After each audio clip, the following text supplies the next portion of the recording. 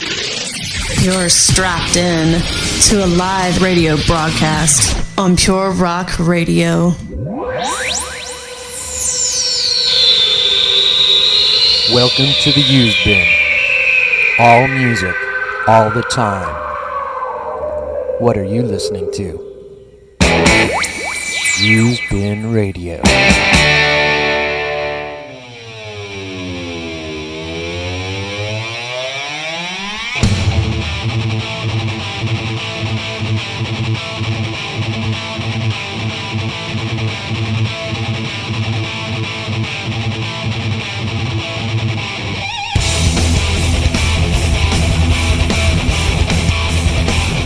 It's Tuesday night.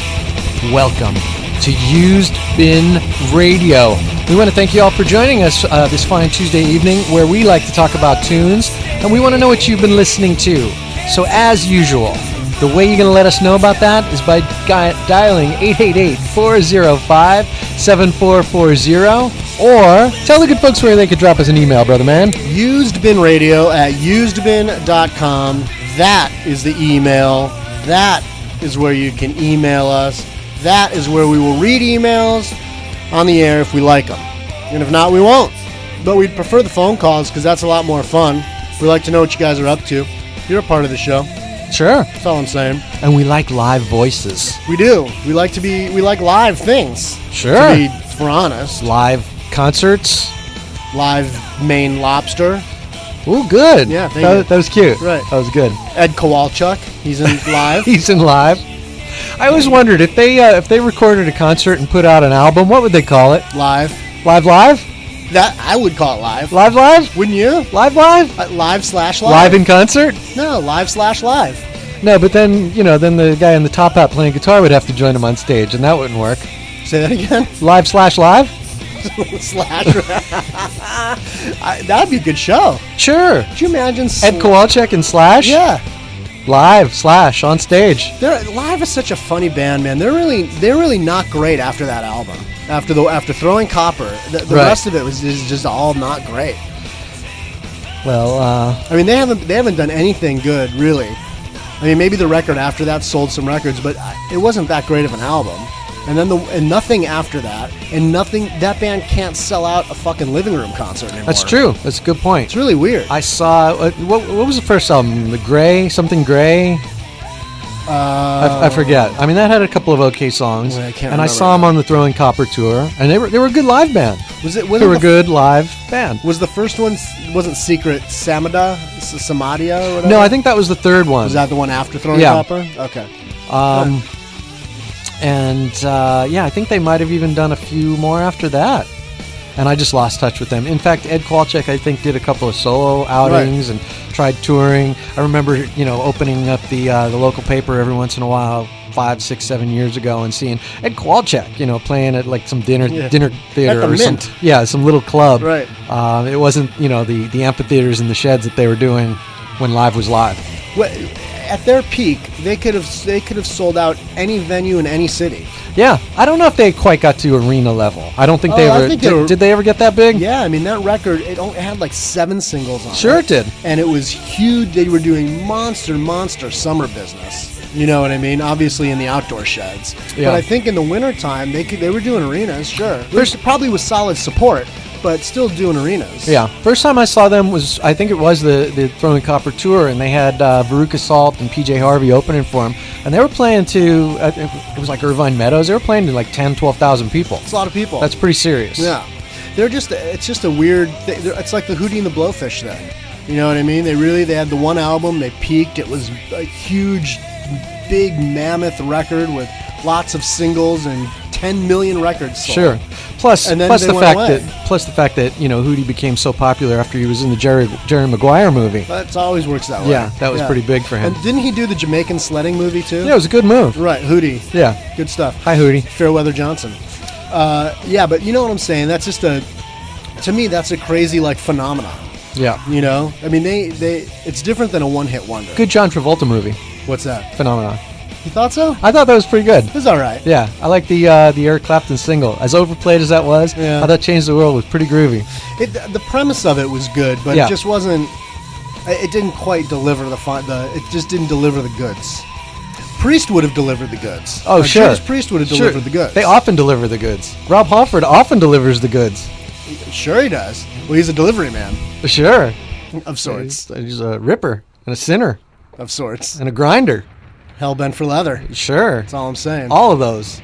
And so much more. Could you imagine a tour with Judas Priest, Hootie and the Blowfish, and Live?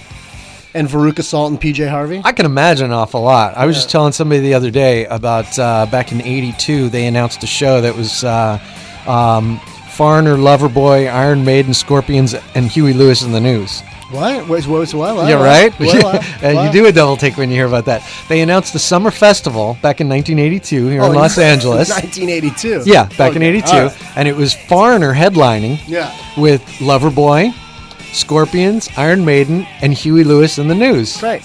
By the time that the show actually happened, Huey had been dropped from the bill because I think somebody finally had like a moment of clarity and said, we just can't do that. Yeah. We just can't get away with doing that. You know, Huey, especially in '82 when things were really sort of polarized. You just didn't. Right. You didn't cross. You didn't cross pollinize. Yeah, that's right. Pollinize the genres back then. There was no gender hopping. There was no gender hopping, which is why it was so funny that back in the early David Lee Roth Van Halen tours, they used to have, these new wave bands, and they were doing that intentionally. Right. Which is why it's no surprise that, they're going to have Kool and the Gang on this tour, because that's sort of what they've always done. Yeah. We could put Huey Lewis in the News sort of in that category, although they had 2 or 3 pretty solid albums. Oh, absolutely. But Huey's world class. You just can't put him on a bill with Iron Maiden. No. But I'm saying, but really, there's only a couple records of Huey that are really great. The rest of them are just shit. I don't know if I agree. I think there was some quality stuff on every record he's done, and I have most of his catalog. I really don't like it. There's 4, right? The album 4. Well, Sports was huge. Right. Picture 4. This had some great stuff on it too, which was even before Sports. But I think that was it. That has Do You Believe in Love and stuff like that. And there was some good early songs. But nothing after those 3 records. Oh yeah. What? Oh yeah. Small World was a great record. Garbage. Oh, it was a great record. Don't like it. Oh, it was good. Don't like it. I really liked it. As a Huey fan, I saw him play the Greek on that tour. He was on his game. Yes, but he was playing the Greek on the heels he was riding the coattails of Happy to Be Stuck With You of Steven Tyler. No, he was riding the coattails of those 3 albums. Quick question. Done. Keel or Steeler? I probably in reality you go Steeler. No. I mean, which one do we listen Keel. to? Oh, okay. Yeah, I thought you were asking me my preference. I would generally prefer Steeler, but I put Keel on the iPod. That's fair. Yeah. I like to change it up a little bit. Yeah, but you can't put Keel on the same bill with Huey Lewis in the News. You just can't do it. No, well, Keel headlines. Well, sure. Ronnie Lee Keel. You know what would be a fun tour to do? Keel and Hootie? Yeah. I want you to put bands like that, like Keel and Hootie and Huey Lewis in the News, and make them all play each other's sets. Like you want Huey Lewis in the News playing the Keel set. Like 9 Inch Nails and David Bowie? No, because that makes sense. And it happened. Yeah, but that's but no. When I mean playing their sets, like I want Keel to play a whole Huey Lewis set. All Huey Lewis songs. Interesting. And I want Huey Lewis to play a set of all Keel songs. I wonder if that's ever happened. I can't think of an instance where something like that has happened. You know why? Because the novelty wears off after the first couple songs. Yeah. Then it's not fun anymore. Yeah, that's probably true. But it's more fun in my head to come up with that idea. It seems like something Portnoy would have done in the Dream Theater, on one of the Dream Theater tours, where he plays an Opeth song and Opeth plays one of theirs or something. It sounds like something that's happened before. I just can't put my finger on it right now. You want to hear Huey Lewis do a Keel tune? Not really. Yeah, I kind of do. You do? I want one song. Okay. I do. I've heard Huey Lewis do a Thin Lizzy song. Yeah, that's plausible. But lots of people have played The Boys Are Back in Town. Nobody covers Keel. That's a good point. For good reason. That's a good point. Nobody covers Keel. That's a T-shirt. That's a bumper sticker. Nobody covers Keel. Well, we'll talk in a minute about last night's Guns N' Roses.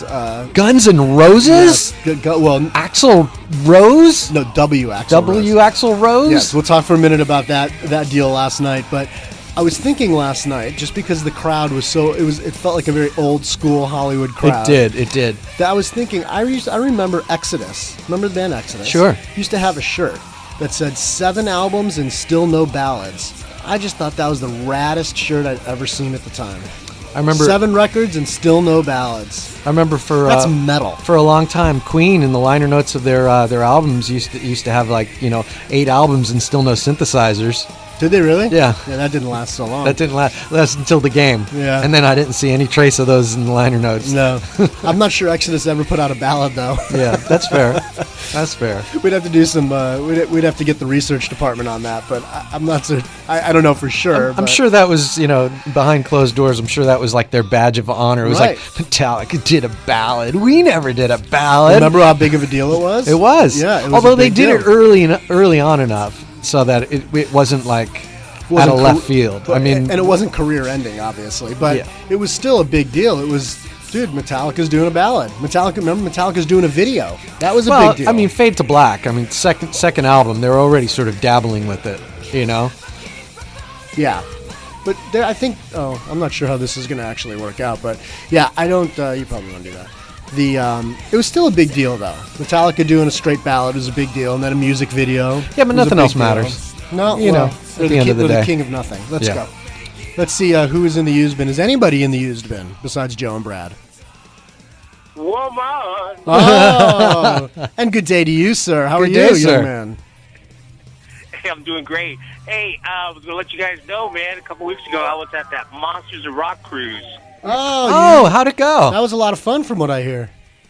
Oh, it was a blast. Nope. I had so much fun. Who were some of the bands that played? Well, let's see. Tesla, Cinderella, UFO, Striper, Black and Blue, Faster Pussycat, Bang Tango, XYZ. Oh, nice. Night Ranger. Inside Out. Sorry. That's pretty good. Didn't Y&T play? No Y&T. No Y&T. Yes. No, there was Y&T. I got my picture taken with Dave Manichetti. Very nice. Very nice. Oh, that's awesome. All right, so now where does the cruise start from, and where'd you go, and how does that all work, first of all? Okay, we boarded out of Fort Lauderdale, and then the first day, then we ported to Key West. Right. And after that, Nassau in the Bahamas. Right. And then swing back to Fort Lauderdale. Fort Lauderdale. Wow, that's a good time. And I know Eddie Trunk emceed that deal, right? Yeah, he was there. He was running around, selling his book. You know what? This is what I've got to say about Eddie Trunk. I've been listening to him on KNET on the replay for well over 10 years now. Mm-hmm. And I got to meet him in 2004 and at the Hard Rock Door in New York City. Right. And, he was just very down to earth. He knows he was happy to hear that somebody was listening to it online. This was 2004. Yeah. And then I met him every year at Rocklahoma, except one year, but every year. And then I've seen him again at this cruise. Okay. Now, needless to say, over these past few years, especially with, that metal show, his popularity has just grown exponentially. Right. Okay? He has remained the same grounded person throughout the whole thing. Yeah. That's good to hear. That's good to hear. Yeah. Because he Brad... answered questions, everyone's questions, signed everything, got pictures with everyone. He's answered the same questions over and over. People are always asking him, how come, this music isn't popular anymore, right. Or just stuff like that, but he was explaining the logistics of radio and how it works and how money talks. So he was just a great guy. That's really cool. Yeah, it's nice to know that he stayed grounded because I know since we've been on the air, Brad and I, our heads have just exploded. So, we don't have a lot of time for humans these days.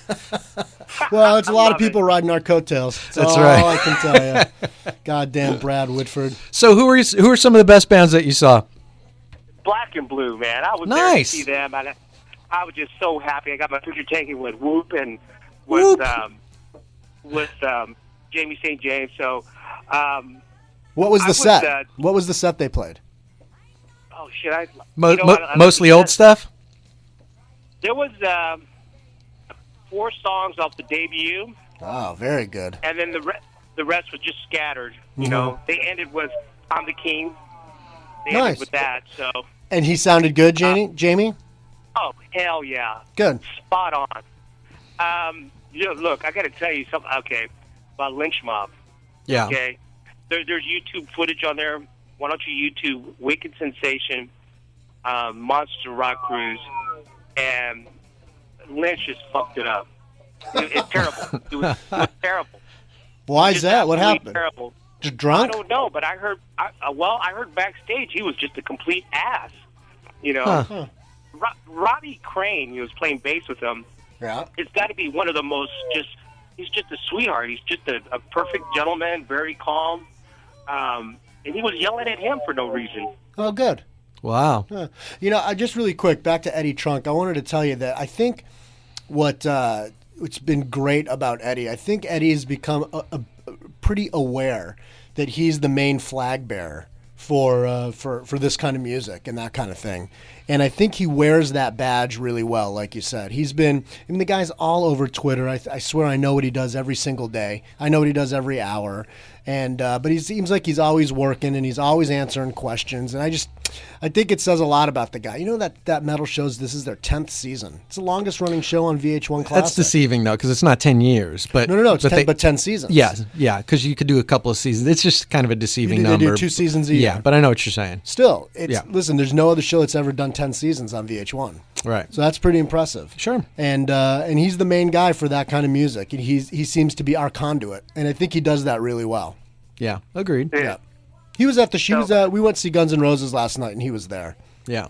He was looking for us, but our heads were too big. And he was tweeting about it. Yeah. He couldn't find it. We were way important, too important to see him. I heard Lisa Marie Presley was on there. Yeah, she was there. It was a big star-studded event because it was in a club, which is, it was at the House of Blues on Sunset Strip. And so it was sort of like a very quiet homecoming. It was pretty much a VIP affair. So it was pretty cool. And, sorry? As the way Jonesy would put it, the house of everything but blues. That's exactly right. That's pretty much right. Yeah. Although they had a couple of bluesy numbers in the set list, so that was fun. But yeah, I know what you're saying. Yeah.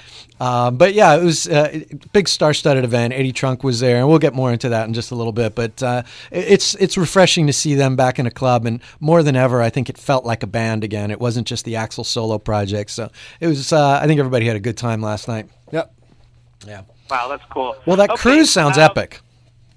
Well, you know what? I was going to tell you that the first day, just for grins, I resurrected my Halloween costume, which I dressed up as Derek Smalls. Oh, nice. Nice.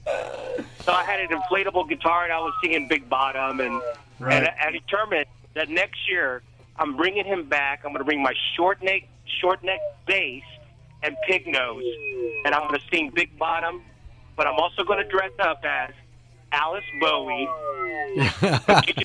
In the pink tutu?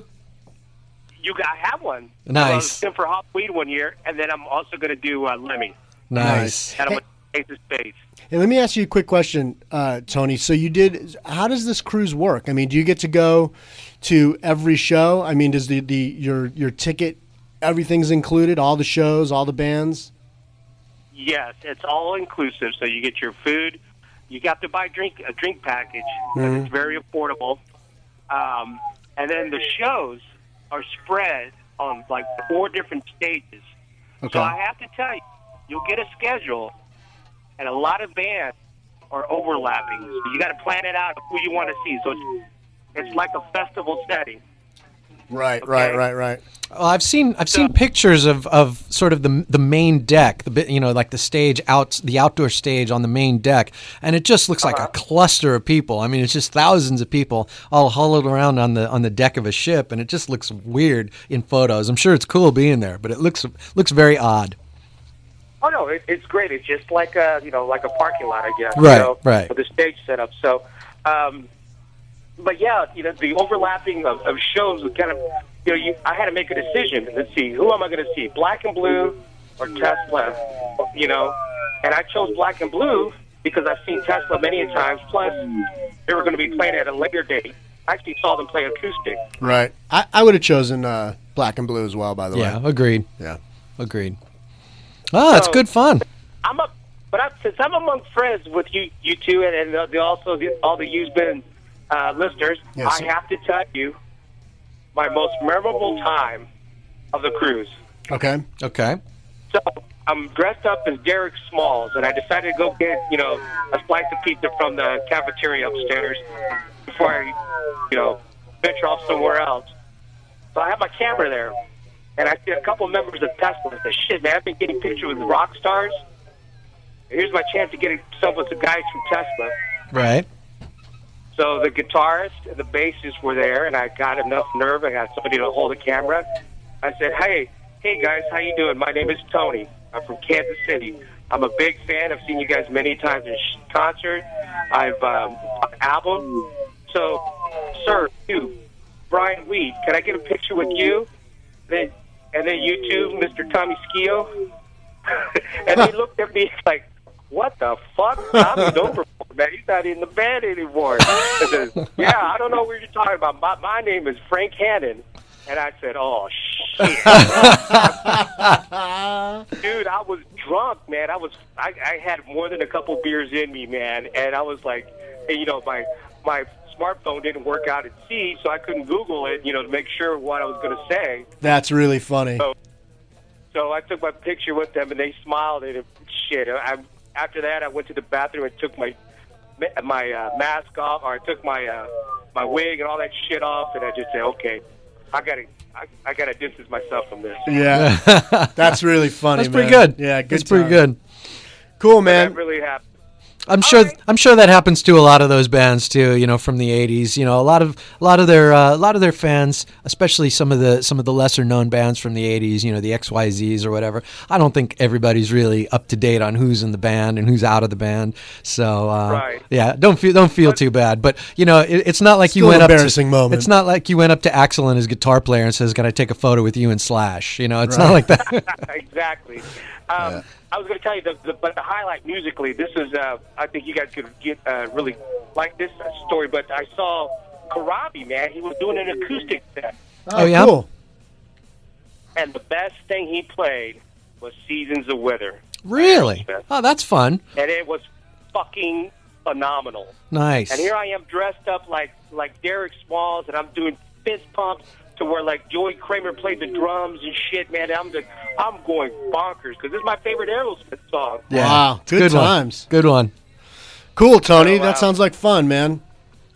But anyway, hope to see you guys there next year. You know what? You guys would love it. Yeah, I'm sure. I'm sure. Yeah, it sounds like a good time. It sounds like a better time and a more enjoyable time than Rocklahoma. Like the same kind of bands you used to get at Rocklahoma, but a nicer environment, I think. Because something about the whole setting of Rocklahoma and the dust and the yeah. It just felt I needed a shower before I even got there. At least this sounds like it'd be a good time on a ship. I did tell Jeff Duncan though, because he was there with DC4 and also with Odin. I told him, I said, okay, you got to come back next year with Armored Saint. You got to bring back this thing. Yeah. There you go. I'd like to see that. Very nice. Cool, Tony. Good Thank one, you for Tony. the call, man. Glad you had a good time. All right, man. We'll talk to you guys later. Bye. Take Talk care. to you, man. Bye-bye. Yeah, it does sound like fun. It sounds like it just sounds like 80s summer camp. Yeah, exactly. You get to wake up and have breakfast with the kids, and then see a lot of shows, and everybody gets hammered that night and gets pregnant, and then wakes up and has Wheaties. Wheaties. Good day. Wheaties. Good times. Right? Yeah, they're smoking some Wheaties. Dude, breakfast of champions. Yeah, absolutely. How else you can impregnate people? That's all I'm saying. Now, speaking of the Breakfast of Champions, I'm sure a lot of people around Los Angeles this morning needed a cup of coffee or something to get their day started if they were at the Guns N' Roses show last night. Either that or they actually left the show for breakfast. That's true. Yeah. They So, just went right to breakfast. If you weren't aware, for any Usman listeners who weren't aware, the current lineup of Guns N' Roses has, over the course of, maybe the last month, or the last couple of weeks, have done a series of club shows. They did 3 or 4 in New York, did a couple in and around Florida, and then just did 3 LA dates at small venues, very small for them. So they did one night at the the Hollywood Palladium, one night at the Wiltern, and last night was the sort of final star-studded homecoming show at the House of Anything But Blues on Sunset. That's right. And in typical fashion, they filled the place, and it was a big night of rock and roll. And like Brad said, it was pretty much an old school crowd. It was a good crowd too. Yeah, there's something to be said about when you get to go to a show like that, especially a band that's really from the Sunset Strip. Right. They were born of the Strip. And for them to come back and play these small shows, it's an event as much as anything else. Right. Although, and I have to say, almost anything that Axl Rose does is an event. But, this is a very small place. So it was really exciting. What does the House of Blues hold? 1,000 people, I think. Right. And it seems so they progressively went down in numbers. They started at the Palladium, right, and then the Wiltern, and then the ending with the House of Blues. It's just a fun, silly night. And, at least I do anyway. I give that band a lot of shit, especially for going on late and putting people through that. And I'll say that if you know what you're getting into, I was very well prepared for a late start and an early morning. Yeah, 11 o'clock we were already pounding coffee. Yeah. We knew what we were getting into. Yeah, we carved up. Yeah. Carb up. Get some chocolate in you. That's right. Get some sugar in you, and then be prepared to go to work. Yeah. And that's really what we did. And they didn't go on. I think it went on 10 to 12 or something. Right. And they didn't get off stage until well after 3. I mean, it was a long night, and it was a lot of fun, and it was just silly. The whole night was just fun and very festive. No, we would be remiss if we didn't congratulate our pal Kevin Renshin of the local band Goldsboro, who we've had in the show here, and who's a longtime friend of ours, and he got the coveted opening slot for not one but 2 of those 3 LA dates, which was great for him. Yeah. In fact, Kevin had the Goldsboro album release party planned for what was it? Sunday night. And when they got the call and said, "Would you guys like to open for Guns N' Roses?" they canceled their album release party. Yeah, it's funny. When I saw Kevin last night, I asked him how that conversation went with the Roxy, and he said wasn't great. He said they were a little pissed. He said, but the bottom line of that conversation was, she said to him, the lady that books the Roxy, she said, "Yeah, what am I going to say? It's fucking Guns N' Roses. What am I going to say? Don't do it." Right. And that's really the bottom line. What are you going to say? No. Right. So you go. And they did. He said it was great. Both nights were great. Big shows. I thought Kevin played his ass off. Yeah, absolutely. The band is really good. We're big supporters of Goldsboro on the show. Absolutely. And yeah, they're really solid. Mm-hmm. Really solid. It was a bit of a tough crowd because, they went on at 10:30-ish, and people were still getting lubed and weren't quite ready for concentrating on music. It was still very chatty. Everybody very excited. There was a lot of anticipation. Guns N' Roses is going to play. This is a big deal. And you put it perfectly. It's because it was so small, it felt like all of a VIP type of crowd. Yeah. Whether you were or you weren't, but it felt like that kind of crowd. And so, if you weren't Axl, you sort of didn't get the love. Yeah. You know what I mean? Yeah, it felt VIP-ish like that. It did. It was almost like they had turned the stage around and everybody in the crowd was backstage. Yeah. Yeah. Yeah. But, I thought, again, they played well, and by the end of the show, I think people dug them, and you're right, people were just getting lubed. Yeah. They were all listen, everybody knew it was going to be a late night, so nobody started getting lubed until about 10-ish. Right. They all knew what they're pacing themselves. And speaking of getting lubed, I guess it's worth mentioning that besides the fact that Goldsboro had an opening slot on the House of Blues stage, there was a little drunken entertainment going on in the restaurant at the House of Blues because they decided to have karaoke. Which is so fucking beyond me. Drunken karaoke. There's nothing that I hate more than going to a restaurant and hearing bad people sing. Yes. It's bad enough that most places play bad pop music. You know what I mean? Like Kiss FM or that kind of shit. And you got to sit there and listen to Katy Perry or Britney Spears. It's bad enough but then you got to go somewhere and hear somebody imitate fucking Back in Black. Yeah, no, that's true. Awesome. At least, like you said, it wasn't Britney and Katy Perry and the hits of today being sung karaoke style. It was all classic rock, which I don't know if that's necessarily a good or bad thing, but I mean, so they were doing like Skid Row, and I think there was AC/DC, Sublime. Somebody did, I think somebody did a Clash song, or I don't know, but at least nobody did a Guns N' Roses song. Right. Because I was semi-serious when I said, look, if somebody gets up there and does a karaoke version of Welcome to the Jungle, I might have to unplug them. Yeah. Because that's just bad form. And so luckily nobody did that. Yeah, that's true.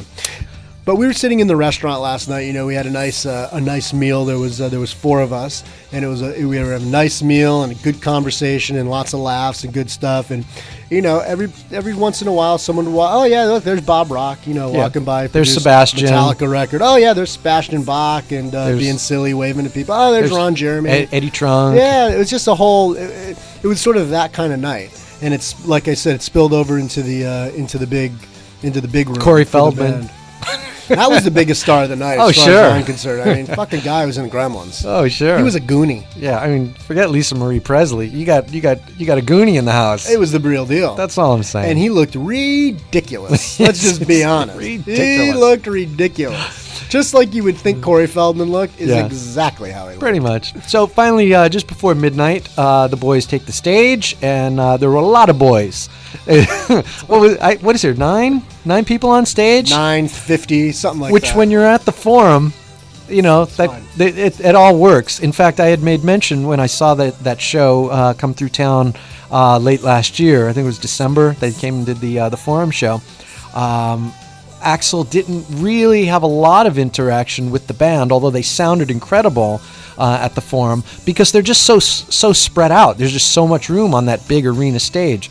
So when you take that and you squeeze it onto a club stage, I got to be honest, it felt more like a band than ever. Yeah. There was actual like elbows bumping into each other, actual bodily contact. Yeah. It felt like a club show. Well, their contractual agreements to not come within 3 feet of Axl Rose was suspended for this one show. Yes, for this one show. That was the deal. But, I think those guys in that band have the greatest gig in the world. Absolutely. Those guys just get to go up there. They're good players. They play their ass off. They're tight. They have so much fun. They do their thing. Axl is the star of the show. They know it. They don't have to do anything but be Axl's band. Right. And that's all they have to do. And they get to fly around first class. They stay in the best hotels, private jets. They get access to everything Axl gets. You know what I mean? Including, and all they have to do is be the band. Including access to Corey Feldman if they so desire. Corey Feldman just came out of mourning for the death of Michael Jackson. I don't know if you know that or not. I wasn't even sure if he was aware it happened. Yeah, no, it's true. Okay, that's true. That's interesting. Yeah, it's true. So without going through the whole 38-song set list, which is a monster set. What was 3.5 hours? 3.5 hours, starting at midnight, going for 3.5 hours. Even Eddie Trunk called it a night at 3 in the morning. That's a long night. It's a long show. Yeah, on a Monday, by the way. But they do a ton of Appetite for Destruction. They do a lot of the Chinese Democracy record. They do a lot of the Use Your Illusion stuff, and they throw in some surprises too. There's some covers during the course of the night. They last night they had a couple of special guests. They had Robin Fink, who I guess qualifies as a special guest. He was in GNR for a little while, for about 5 minutes. Mm-hmm. So he came out and did Better. For a blink and a wink. Sure, but Sebastian Bach came out on stage, did My Michelle. But they also threw in like an Aerosmith cover. They did some Mama Kin. They did Another Brick in the Wall, which I still just find really odd, but I guess it kind of works. Axl sitting at the piano doing an Elton John medley. All good fun. Yeah. All good stuff. Listen, I thought it was really good. I guess if I had one complaint. Yes. And it's not even really a complaint. It's just I was a little bewildered at the fact that for the club show, for the small club show, they really brought the arena to the club, which I don't know if you necessarily need. Part of the beauty of a club show is the intimacy of it all. You don't really need an arena show in a club show. But they brought as much lights as they could. Right. They brought a big screen, which was nice, actually. That looked really nice. Right. But they didn't even change the setup. Like, I would have liked just a different show. They threw in a few extra covers and a few oddball tracks, but essentially it's the same show they've been doing. Yeah, the bulk of the show was the same as what they've been doing on tour. I asked somebody about that, somebody who's knows a lot of the guys in that band and stuff, and they said it's just such a Corey Feldman. He's still mourning, Oh, okay. The death of Michael Jackson. Okay. He's dead, right? I do. Yeah. Okay. Don't tell Corey though. Corey knows. I think he remembers. He was at the funeral, and then he remembers. That's part of the process, Joe. Joe, it's part of the letting go process. Does he like call up Corey Haim and do they discuss it? Well, they sing "Stand by Me." Do they talk about the old days? No. Do the Coreys get together for cocktails? Didn't they did a reality show together? The Coreys. Wow, that's really funny. Yeah. Okay, so anyway. But it's just such a, at this point, the machine is just sort of on autopilot when it comes to the set and the lights Right. and the production and the whole thing. That's just sort of what they do. Changing it up is not really a lot in the plans. And it's a lot like what we say about Rush. So I think that Guns N' Roses are a lot like that. If you notice, there's very few set changes or song changes normally in a Guns N' Roses show. Yeah. And, you would just think that maybe you switch it up a little, maybe you do... I don't know. It would have been fun to see him do all the acoustic stuff. Maybe, that would have been that's true. fun or different. That would have been fun. Something. That would have been fun. Although, that doesn't work in the arena or festival Exactly, settings. exactly. And so they probably haven't really rehearsed it. Right. Yeah. But you would think that I don't know. Obviously, you can't just do it on a whim. But Right. they knew they were doing these shows. They could have gotten in a room for 3 hours and hashed it out. True. They do those songs anyway. I mean, they did Patience. They did Used to Love Her, but Used they to do an Love Her. electric version Right. of it. They do. They could have done the acoustic version of It's So Easy. Or Don't Cry. Yeah, Yeah. they could have done that. You would think they could have knocked it out, but whatever. But like- listen, that's semantics at this point. But also like Rush, where the set list is really static. I'm glad that Guns N' Roses finally decided to drop Roll the Bones from the set list. So that's good. I was seeing, and for a club show, you want them to bring that back. You think? Just the rap part. Yeah. You just want to hear Axl do the rap. Well, Bumblefoot does the rap. Oh, that's right. Yeah. With his triple neck guitar. Right. Yeah. He brings on Michelangelo as a special guest. Oh, could you imagine? No. How's that for a double bill? Yeah. Hey, I got a question for you before we hit the phones. I'm just curious, why do you think... I was watching Axl last night, and again... Axl Rose? W. Axl Rose. Okay. I kept thinking, the guy he really is a fucking star. Like, we can make fun of that guy all day long, and a lot of it is very worthy of being made fun of. But the guy is such a superstar. He really is. And He was hitting some serious notes too. He sounded really and good. holding some long notes and going, Yeah. "Wow, dude, you got some pipes still." Yeah, he was good. He was Axl last night. He was very really much. good. Did I just some of the wonder- serpentine moves, and that was all Yeah. good. I just wonder, why does Axl keep the jacket on? I know why he has the hat on, and I don't really care. I mean, I don't care if he has hair or doesn't have it. It doesn't mean anything to me. I just want to know why. I wonder why the jacket. It's a good question. Good question. Remember, there was a time where that guy barely wore clothes on stage. Yeah, he'd come out in like spandex shorts or a kilt, Right. and that would be it. That was it, and a half a shirt. Right. I mean, there was a time where he barely had any clothes on. Now, it's the exact opposite. The guy is a good point. fucking buried in clothes. Yeah, it's a good point. Wore a jacket the whole time. Yeah. Changed hats a couple of times, Yeah, but always had a hat on. Yeah. So yeah, at least he didn't have the sunglasses on through the whole set. I've seen him do that in clips where he's kept it on through the entire 3.5 hour show. Yeah. So it was a little more personal than that. Yeah. So that was nice. Yeah, I thought he was really good last night. So Yeah. can't really argue about that. All right, you want to go to what line, Joseph? 62. The 62. Hello and good day. Good day. Good day. Hello to the Great White North. Take off. What's happening, man? What are you How up are to, you, William sir? McDaniel? Just sort of settling in and listening to some New Spin for tonight after a long day of driving. Very nice. And, I'm jealous. Sounds like a good way to spend the evening. I know those guys. I can hook you up. I think it might catch on, like become a routine or something. I like nice. it. I like it. So Routine. what have you been listening to? Well, my production assignment for this block at school has me driving around all over the place, picking things up. So I get to listen to a lot of music in the van. Okay. Good times. So one day, I plugged my iPod in, I listened to Scenes from a Memory and 6 Degrees back to back. Oh, that's a good 2 hours right there. That is a lot of Johnny Cash. That's very serious. Oh, no. That's a lot of notes. It was quite a few notes. Nice. But Victoria's real. Yes, she is. And her eyes are open. Open your eyes, Victoria. Yeah. Can you imagine if your daughter was named Victoria and Well- when she was born, that the first thing you say is, Open your eyes, Open your Victoria. Yeah. All right. Well, the stories I could tell, but all right, we won't go there. Another night. doesn't matter, he's not listening. That's true. Sorry, pal. So Wow. that's a good time, man. Good. So a little Scenes from Memory. What else are you Yeah, listening to? Well, I'm listening to a lot of Black Sabbath. Ozzy era, Dio era, Ian Gillan era, Glenn Hughes era. Jeff era. Fenholt, Jeff Fenholt, ladies and gentlemen. Tony Martin. Anyone? Tony Martin? Anyone? Ozzy and Heaven and Hell and Dio's Holy Diver. Oh, excellent. good. Dude, Holy Diver. You know, you don't hear a lot of people say, you know, when you ask them what they've been listening to, you don't get a lot of Holy Diver. No. And you Ride should. the Tiger. Yeah. That's No, it's that's true. good stuff. That's It good is. stuff. I'd like for you to go and now listen to The Last in Line in Sacred Heart. I was just going to ask you. Yeah. Holy Diver or Last in Line? I'm last in line for me. You're last in line? I am. I love that record is fucking brilliant. I love it. All right. That's Yeah. fair. Well, I ventured between that and Sacred Heart, which I know is probably even a weirder thing to say, but those two records may be my favorite Dio records. Strange Highways? Anyone? Not a bad record. Not a bad record. Not a bad record. Isn't that the one with the Give him the gun. Double Monday? Double right? Monday. Isn't Double Monday. on Yes. that? Yeah. Dude, give him the gun. Yeah. I say this is a song about Je- child abuse. Jesus, Mary, and Holy Ghost? Yeah. This is a song about child abuse. It's called Give Him the gun.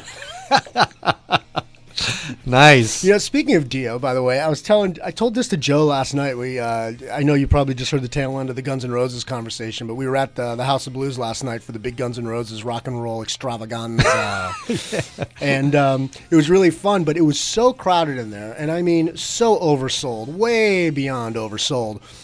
And I told Joe, I said, I think the last time I remember it being that crowded was for Dio when we saw Right. him there wasn't that the Strange Highways? No, Magica. Yeah, Magica. Yeah, the Magica tour, and that was nuts. Although that felt a little more violent than last night. Last night felt more. It of a love was. fest. Well, because he went on probably at 8:45 and people were in their prime. You know, if you're going to go and do a 3.5 hour show that starts at midnight, people are a little bit more calm. Right. Well, the Dio show was 3.5 hours, but 2 hours and 50 minutes of it was him reading Magica. It was the Magica recitation.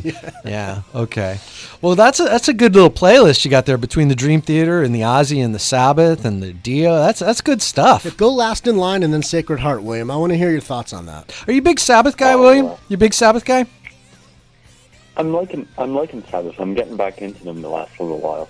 Did you ever listen to any of the Sabbath after? And I'm being serious, even though I know this stuff is the butt of jokes all the time. But you ever listen to any of the stuff after Dio, or even after Ian Gillan? Any of that, like Tony Martin stuff, or and Glenn Hughes was in there for about 5 minutes, or any of those other albums? I think I may have heard like a couple songs on like a best of or something Yeah. like that. Yeah. I got to say that Tony Martin, it's funny to hear this statistic, but somebody told me this fairly recently. Tony Martin was in Black Sabbath longer than Ozzy. Isn't that a weird statistic? Just based on years? Yeah, just based on Obviously, years. Not on records. Actually, maybe even records. I'm not positive, but I think he probably did like 6-7 records with Sabbath. What records were those? Yeah, see, that's the thing. I can't name them. I think one was called TYR, Tire, whatever that was. Was that Tony Iommi's Black Sabbath? No, that was the That first was one, regular seventh Sign. But much later with Tony Martin, he did like Tear, he did Forbidden. There were a bunch of records that he did with Tony Martin. I got to say, they weren't very good. I didn't like them. Hang on, I'm going to find out. I'm Okay. going to look it up right now. But yeah, I think he did. I don't know if album for album if he did more than Ozzy. Because Ozzy did what, 6? 7? 6, 7. 7. Never Say Die was 7? I think so. Okay. Technical Ecstasy was 6, maybe. I forgot. 6 or 7, something like Right. that. But I don't know how many Tony Martin did, but he was in there years-wise. He was in longer than Ozzy. Okay, here we go. So Okay. Ozzy did Black Sabbath, Paranoid, Masters of Reality. Volume 4, Sabbath, Bloody Sabbath, Sabotage. Technical Ecstasy, Never Say Die. That's 8. Okay, and then Ronnie James Dio, Heaven and Hell and Mob Rules. Right. Ian Gillan, Born Again. Right. And then we go into Seventh Star, The Eternal Idol, Yep. Headless Cross, TYR. And then we go back to Dio with Dehumanizer. Right. And then we have Cross Purposes and Forbidden. Yeah. There's no way he did 6 records, Tony Martin. Well, I Only think did a few of those, right? I think most of those are Tony Martin, except for the Seventh Sign. 7 Star. 7 Star. So he did Eternal Idol, Headless Cross, and TYR, Cross Purposes and Forbidden. So that's 5. 5. Okay. Yeah. It's pretty close. Yeah. But that was over the course of what, like 15 years or something like that, Yeah. as opposed to Ozzy, who was just in there from, 69 to 79. They were proficient, though. Yeah. I mean, they were working. They turned out some pretty pretty good records during that period. Yeah.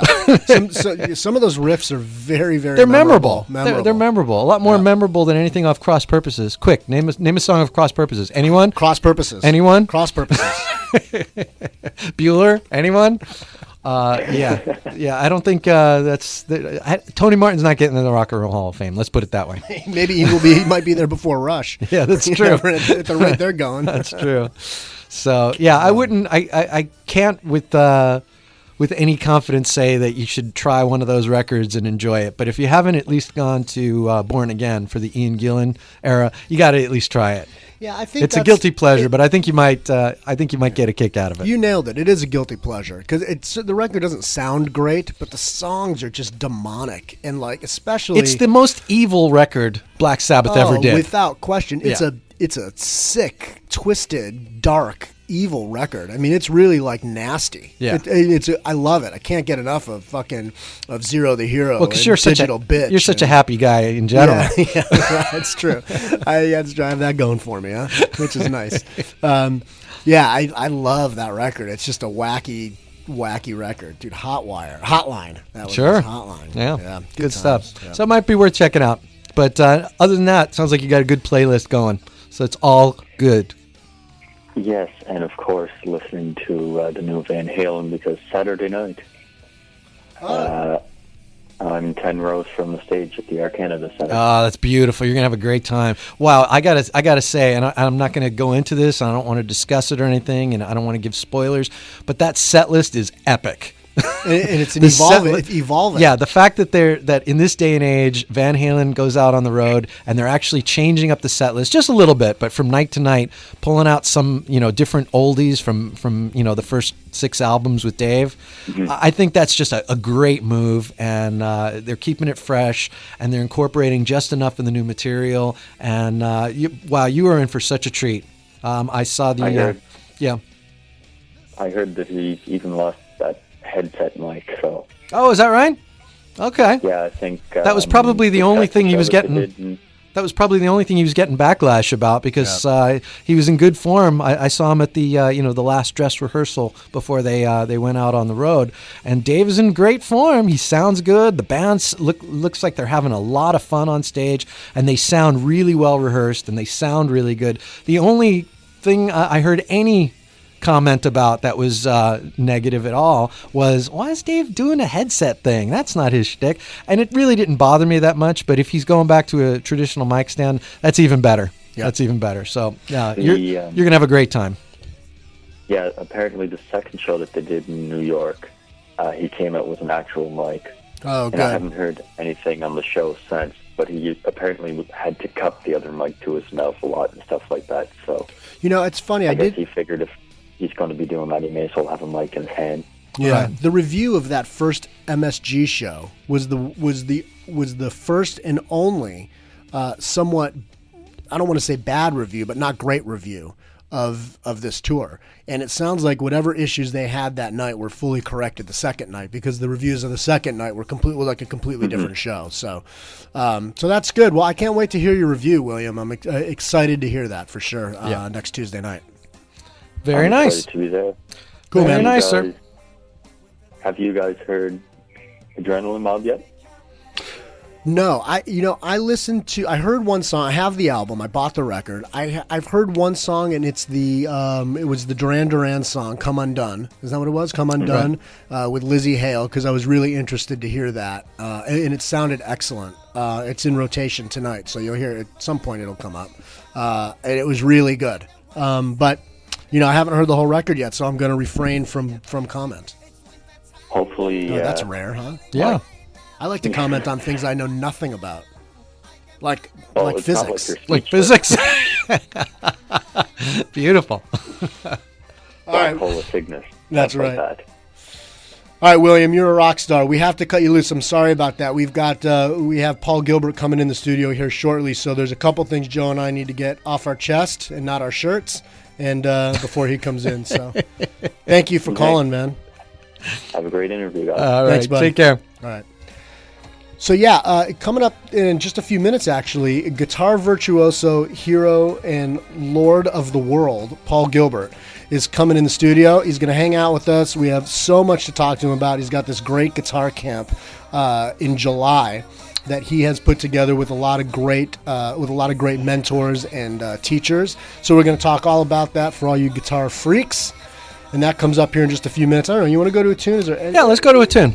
Okay. We've been talking about it enough. Here's a little live with the current lineup of little Guns N' Roses for you. Guns and Roses? One and the same. Guns and Roses? All together. Guns N' Roses. Enjoy.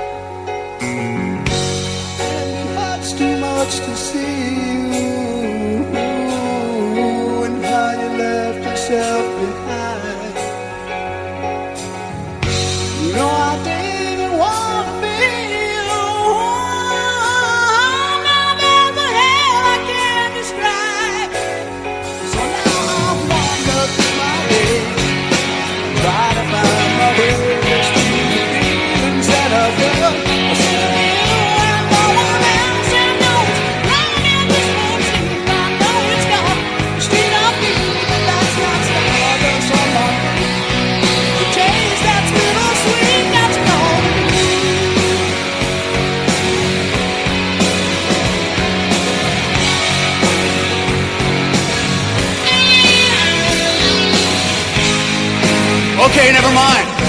Don't know just what I should do. Where I go, I see you. Each one of them is marching to the goal. I don't feel the moon don't live inside of you anymore.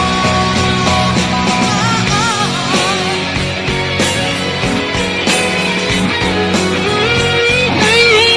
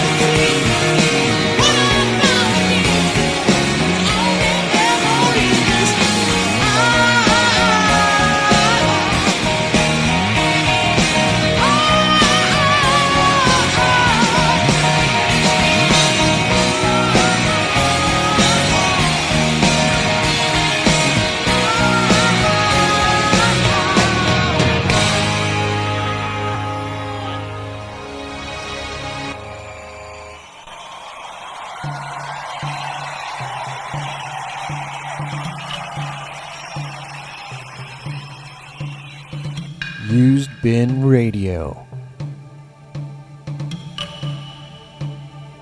What are you listening to?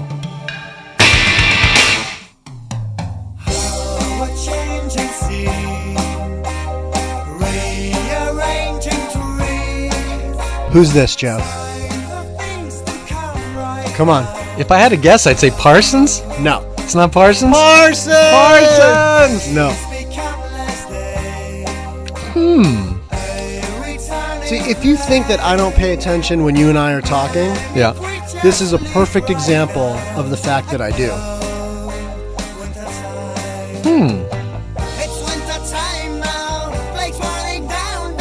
I can't remember how to get home from the studio half the time, but I do little things stick in my craw, and these conversations. This are might one of be them. this might be kayak. This is kayak, ladies Ah. and gentlemen. Wow, nice. Yeah. You don't get a lot of kayak on the show. No, well, you know, every once in a while we do. Wow. Both oars in the water, and it's kayak, ladies and gentlemen. Is that, That's cute. Is that their it's cute. saying? It's kind of super trampish. yeah, very, very Kind of pop, very kind of Parsons. Parsons. That's a good little bootleg of Guns N' Roses. Probably my favorite song off that Chinese Democracy record. Which I many would have people to say. know as The Blues, but Right. actually on Chinese Democracy it was called Street of Dreams because it was written by Richie Blackmore. No, I'm just kidding. It should be called The Blues. It should be. It really should change it back. Yeah. Well, I don't know if it ever was The Blues, but Although I remember, it should be The Blues. I remember when Axl did his first show in 2001. It's not the current lineup, but you know the post / lineup. Let's say not the original lineup. right. Yeah. His first show with that lineup, they did some festival. Might have been Rio. And that was the first time where a couple of songs from the forthcoming Chinese Democracy album surfaced in a live situation. Forthcoming. It was Yeah. 9 years It was, later. It was. But at that point they were playing Chinese Democracy, the song. They were playing Madagascar and Silkworms. Yeah, like IRS, I think. Was in that IRS set. was in that set. Which, by the way, is a horrible song. Yeah. IRS. Yeah. That's really not. I would agree. There's some songs on that album. You know, I mean, I don't really love that album anyway because I don't like. You know, I don't think it's a great record. Some songs are really good. Yeah. I'm still a fan of Riyadh and the Bedouins. and I would agree with you. I think that's definitely one of the highlights on the record. And the blues / Street of Dreams, Right. is And one better. of them. And better. I love better. Those are the three highlights on the album. The rest is some of it's okay. Like the song Chinese Democracy, it's fine. It's just it feels like filler to me. Right. But IRS is just bad. Yeah, That's just agreed. a bad song. Yeah, I agree. So- I just remember, though, when the first couple of song titles started surfacing after he did that first show in 2001 or whatever it was, the fact that there was a song called The Blues, and this was before I had heard the bootleg, Yeah. you just immediately had an idea of what that song was going to be based on the song title. Right. And it wasn't a good thing. And then I heard the song, I was like, God, it's not a blues song at all. Yeah. It's a good rock song. I just had a feeling it was going to be some really bad blues riff. No, it's a nice Elton John song. Yeah, That's what this turned out to be. that's what it is. I like it. And I thought it's great live. You know, really good. It's really good. You know, it's so funny, man. All those guys on that stage last night. God, it felt like 500 people Right. on that stage, and it's not that that's the smallest stage in LA either, by any stretch. But there were a lot of people on that stage last night, man. But and I had told you plus this. the curtain. Plus the curtain, the secret curtain that only Axl has access to. I'd like to get back to that for a moment. Okay, sure. I'd like to revisit our conversation from So for anybody, 12 hours ago for or anybody something. not aware, besides the drum kit and the 2 keyboards and the 3 guitars and the bass and the tambourines and the hat rack on stage, there's this one little, almost like a little Axl tent behind a secret curtain. And when they're doing the arena show, he disappears into a little area, probably has a nice frosty beverage or whatever, sits down, Oxygen. watches some TV, whatever he does back there. But for them to set up that same thing on a teeny little club stage was just odd. But he's got it's like his little office. But here's why it's He's so got his weird. laptop back there, if he needs to Right. Google anything, Yeah, he's going on YouTube or pull up the lyrics to songs or whatever on his I think computer. he's stealing music. That's probably what he's doing. This was my problem with the thing. I really don't have a problem with it, like in general, the whole purpose of it. Actually, he's logged into eBay back there and he's selling extra copies of Chinese Democracy. yeah, that's what it is, and hats. used hats. Used hats. I don't have a problem with it in general. I mean, I believe that in those arena shows, I think Axl works really hard, and I think he does have oxygen back there, and that's fine. I could care less what he does back there. But on a small stage like that, where space is at a premium to begin with, there's no reason for you to build out this curtain. Right. Because it's not like it's part of the stage. I mean, he's taken up another 4, 5, 6 feet. And I know that doesn't sound like much, but on a smaller stage, when you have 587 guys on stage, It was tight. space is at a premium. It was tight. Yeah, and there was just no reason for it. But, Right. look, he is who he is, and that's what you get when you get Axl Rose. You get the good, the bad, and the weird. Yeah. So- But like I said to you early in the show, and I think it still holds true, the fact that you've got all those people that just seem just like this anonymous, bunch of players at the beginning of the show. By the end of the night, you kind of it feels more like a band because everybody has their little signature moments, and it's not little just noodly, like unnecessary guitar solos and drum solos. They're more like in the form of instrumentals, and you really kind of get, I think, to get a little bit of the personality of the players and their particular style and what it is that they bring to the table. And so by the end of the night, it feels more like a bunch of players that you kind of recognize, whereas at the beginning of the night it's just like this whole group of people and what are they all doing up there? The thing is though, is I just don't feel a connection with him and the band. Right. I feel a connection with Axl and the fans. I get that. Yeah. I feel that. I Yeah. don't feel it with him and everybody else. So it's weird. I don't know. I mean, like I said, they've got the greatest gig in town. Yeah, I mean, you talk that's about true. riding coattails, and I mean, those guys could care less. What do they could? They're probably, Bumblefoot's an extremely accomplished guitar player, to say the least. With an And- extremely accomplished beard. Yeah, and hair. You know Sure. what I mean? He Sure. looks like Modest Yahoo. Sure. But they're all good players, and they all got Looks like they're Cat all- Stevens, actually. Yeah, yeah. What's his real name? What's his name now? His Muslim name? I forget. Yusuf. Yes. Yusuf something. Islam. Yeah. Anyway, they do their own thing really good, but they just they're sort of along for the ride. You know what I mean? They do what they do. They do it really well. They keep Axl happy because they do it really well. But Axl's the CEO of that corporation. You know what I mean? True. And he's paying the bill, and they all get to come along for the ride. True. So I don't know. It felt like that to me last night.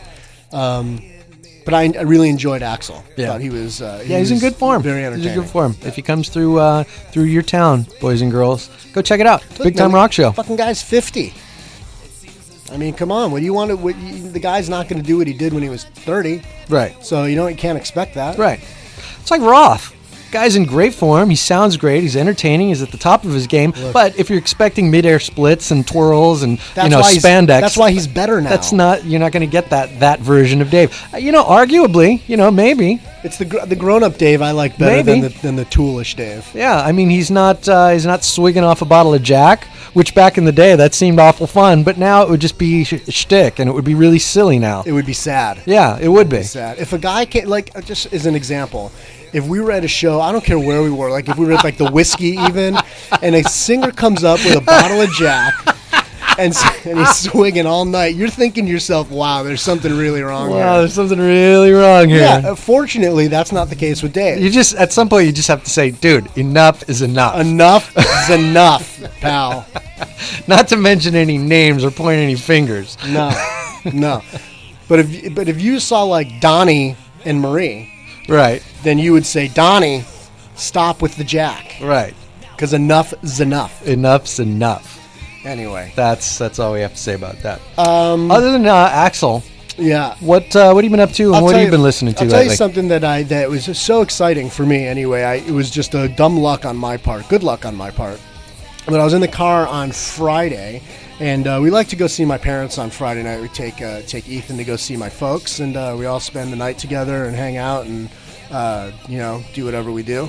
And so I'm driving with Ethan to go over to my parents' house, and I just happened to catch the very beginning of a live Springsteen show on the Springsteen channel on Sirius XM. Okay. And Springsteen did the show at the Apollo Theater. I'm to sorry. Now, was celebrate- it live to you? No, live. Okay, so live. it wasn't a pre-recorded, and they kept did they keep re-airing it? They re-aired it over the weekend. You would think they would want to. Yeah, they re-aired it over the weekend. But you heard the actual. Yeah, I just happened to catch it on the right night, at the right time, and he was live at the Apollo celebrating 10 years of satellite radio, and like they did, I think they did last year. They celebrated their 10 millionth satellite subscriber by having McCartney play. Nice. And so anyway, they had Springsteen and the E Street Band play, and it was fucking great. Yeah. Listening to some, oh my God, this is great. He opens up with We Take Care of Our Own, the single from the new Wrecking Ball album, which is really good live. And then he goes into the song Wrecking Ball, which is really powerful and strong. And then from there right into Badlands. Oh, dude, this is great. This is really good. Like, he's in really good form, and the crowd's, it feels like a club. You know what I mean? Right. So, I don't know, man. I got really lucky, and I caught the whole show. But I'm going to leave you for a minute now. Okay. Well, you know what? I think I'm going to go to a tune then, because it sounds like we're getting just about ready for our featured guest with Mr. Paul Gilbert. So we are going to go to a tune, and when we come back, we will have Paul Gilbert in the Use Bin. So enjoy.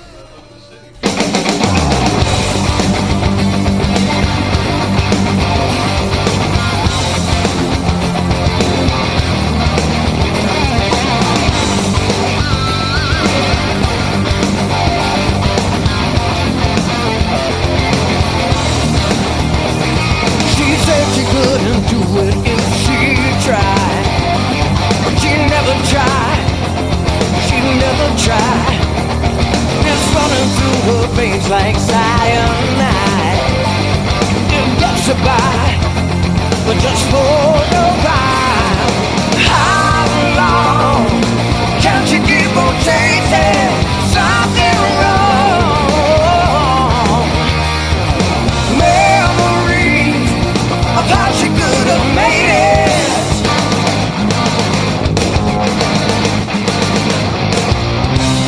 The waves are crashing down. Caught in the undertow, drowning in the sea, yeah.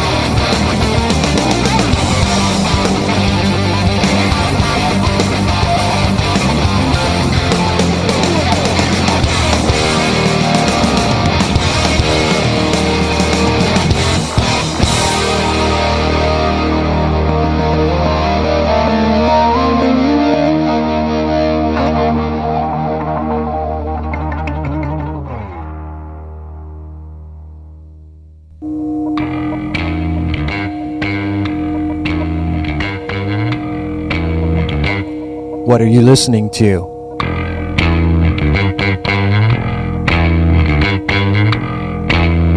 Used Bin Radio.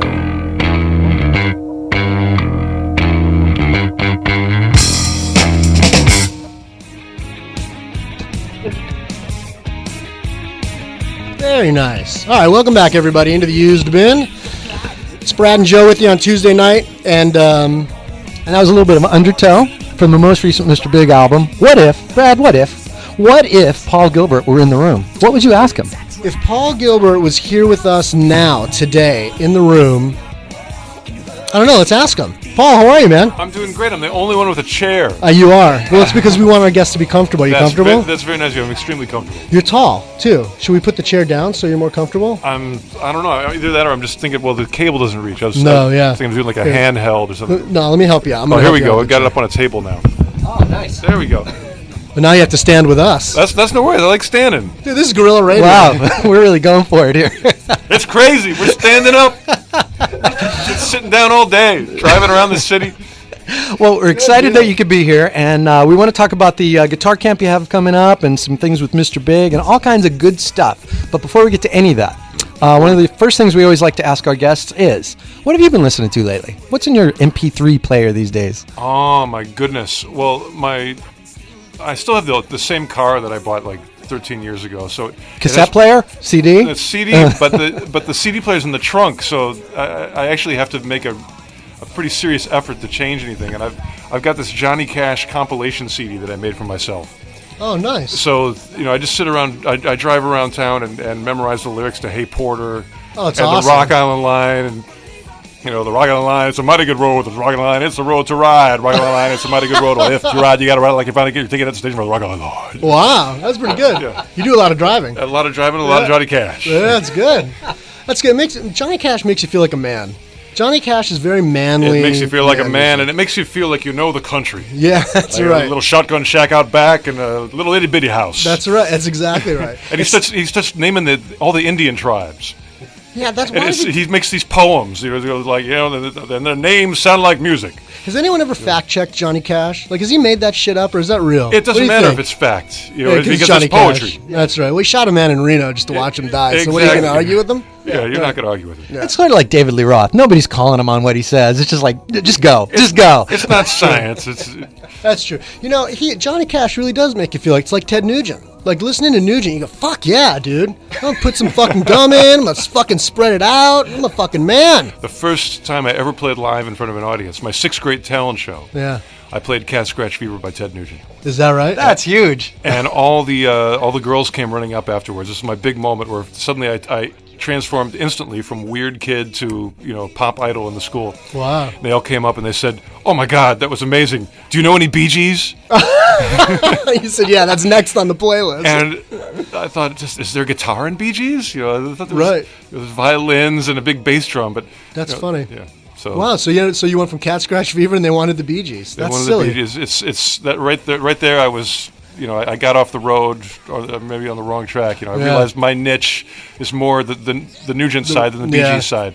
But I've come to appreciate the Bee Gees. Sure. One of my best memories was Nugent on the midnight special doing Cat Scratch Fever, and and it's like burned in my brain. Him running across that stage and sliding on his knees, and I mean that was all testosterone. Do you remember California Jam 2? Oh, Absolutely. Yeah. And there's some great footage of that too, of him in the white pants with the little furry rabbit tail and the suspenders. The thing that I never realized until recently is he comes out and he's not in tune yet. So he plays a chord and he just thinks, well, I'm just going to make it into a solo. Right. And I've never heard anyone do a 2-minute long feedback tuning solo. Right. And it doesn't really work. He just gives up in the end and goes, well, that's as close as I'm going to get. And then he rips into Gonzo, and it's unbelievable. It's true. It's funny you mention that because I've come to realize that the audiences that went to festivals and big arena rock shows in the 70s, I think they were a lot more accepting and just kind of going with the flow. Now there's a little bit of ADD in the crowd. If you don't have people entertained every 30 seconds or tweeting and playing with their devices, where back in the day, Jimmy Page could pull out a bow and just, just play for 10 minutes and not know exactly where he's going with it. A lot more accepting. It depends on your audience. I've been really lucky as a musician because, sometimes as a musician, when you have musicians in the audience, sometimes you can complain about it because it's all guys with their arms crossed and, they're not rocking out. But at the same time, they care about the music. Yeah, and you true. can get away with all sorts of complexity that you might not get away with your normal beer drinking crowd. Yeah. And plus, musicians tend not to fight as much. Really? Yeah, I think because they're into the music. They're not there to like just bang each other in the head and start bleeding Sure. and breaking people's legs. We were last night, Joe and I. We were just talking about this. We went and saw Guns N' Roses at the House of Blues. Yeah. And so you go to the House of Blues to see a Guns N' Roses show in 2012. And you know how you used to complain, like, Joe and I aren't very tall. Let's just call, we're short guys. So it's, we can't see over tall people. So we used to like, fuck, man, I can't, I got to find a spot so that you can see. And now you don't have to do that because everyone has their phones up. All right. So you can just look straight through people's phones now. It's just a blur of fucking phones. But at a prog show or at a show where there's more technically proficient players, you don't see that. You're right. There's not a ton of this. Maybe at the very beginning, but not a ton, right? Yeah. I mean, do you see that a lot? Just a lot of folded arms and heads bobbing in 7/8. People go, right? God, I think I could do that. No, I can't do that. Well, the funny thing about the phones was I just did a tour of Italy, and I told the promoter, I said, go out before I play and tell the audience I don't want any phones in the front row. Because I don't mind people, if they record it, that's fine with me. Right. I just don't want to stare into a phone. I'd rather stare into a face. Yeah. So, and I said, past the front row, I can't see anyway. Yeah. So the lights, sort of blind you. And so I come out, and the place is packed, but the front row's empty. And I'm thinking, what is it, like reserved for the VIPs? The Italian royalty's going to come or something? And after the show, I was like, that was so weird. Nobody's in the front row. And the guy said, yeah, it's because everybody wanted to use their camera. So just everybody sat in the second row. You screwed yourself. Yeah. That's really funny. I recently heard an interview with Dave Navarro talking about that. And he was talking about just how impersonal it is to stare at a phone from the stage. It just... there's a time where you can like connect with people. Used to be able to do that, but he said it's hard to do that now. And like last night, I thought was a good example. I mean, dude, there were a lot of phones up there last night, man. Well, people that are rocking out is the best. Yeah. Phones might be a step down from there, but the worst is when your parents are in the audience. As much as I love my mom and dad, I don't know what to do. I feel like they're on the wrong side. Right. Like they're supposed to be on my side. They should be on stage, or Right. But what are they doing out there? Oh, that's funny. Am I allowed to rock out? That's really funny. Yeah. Now, if my parents were holding a cell phone, I'd really be in trouble. Absolutely. And they weren't in the front row. Yeah. Yeah, that's right. So from modern technology, let's go back old school, back to the days of you playing Cat's Catch Fever at the auditorium for the kids. Was that sort of a pinnacle moment for you? Did you know that's what you wanted to do? And then the second part of this question is the beginnings of Racer X. How did it all come together? Well, I absolutely knew that I wanted to be a musician, basically because I only had two choices in life. One was to be a musician, the other was to be a paleontologist and dig up dinosaur bones. So nice. My mom gave me a shovel so I could dig a hole in her garden, see if I could find any T-Rex skeletons. And digging was way too hard. So I threw the shovel away. I thought, this is it. The only option left is to be a musician. That's a lot of work. Yeah, it is. Yeah. So I respect the paleontologist digging up that dirt all day. So I got a guitar and started plinking away, and let's see it. My whole high school years I was always in bands, and finally moved out to LA when I was 17 to go to music school, MI Musicians Institute, and that's where I met actually the bass player of Racer X, John Olretti, now known as Juan Olretti. He plays in the Mars Volta now. Oh, okay. Yeah, and those guys are great. Yeah, they're amazing. Yeah, and then the original Racer X drummer, a guy named Harry, was also an MI student, but he was from Austria and his visa ran out. So after doing the first record, he went back to Austria and we needed a drummer, so we found Scott Travis, who ended up being Judas Priest. So actually, Racer X is sort of this band where everybody went off to do some amazing thing afterwards. Yeah. Let's see, and Bruce, the other guitar player in Racer X, was also an MI student, so I met him there. And I guess the only guy Scott wasn't. He wasn't a student. He just came up from Virginia. And then Jeff, the singer, he was in a metal band called Surgical Steel, from Phoenix. Joe knows Surgical Steel. Oh yeah, they were. I used to go see them in Phoenix. In fact, one night we were at a little club in Phoenix called Rockers, and Surgical Steel was playing. And there was already rumors. This was probably like 84, 85 or so, and there were already rumors that Halford was somehow involved and maybe like producing demos or doing something with the guys. And he came out on stage in this little club. This is probably, like I said, around 84, and they just tore the place up. Yeah. And the weird sort of aftermath of this is,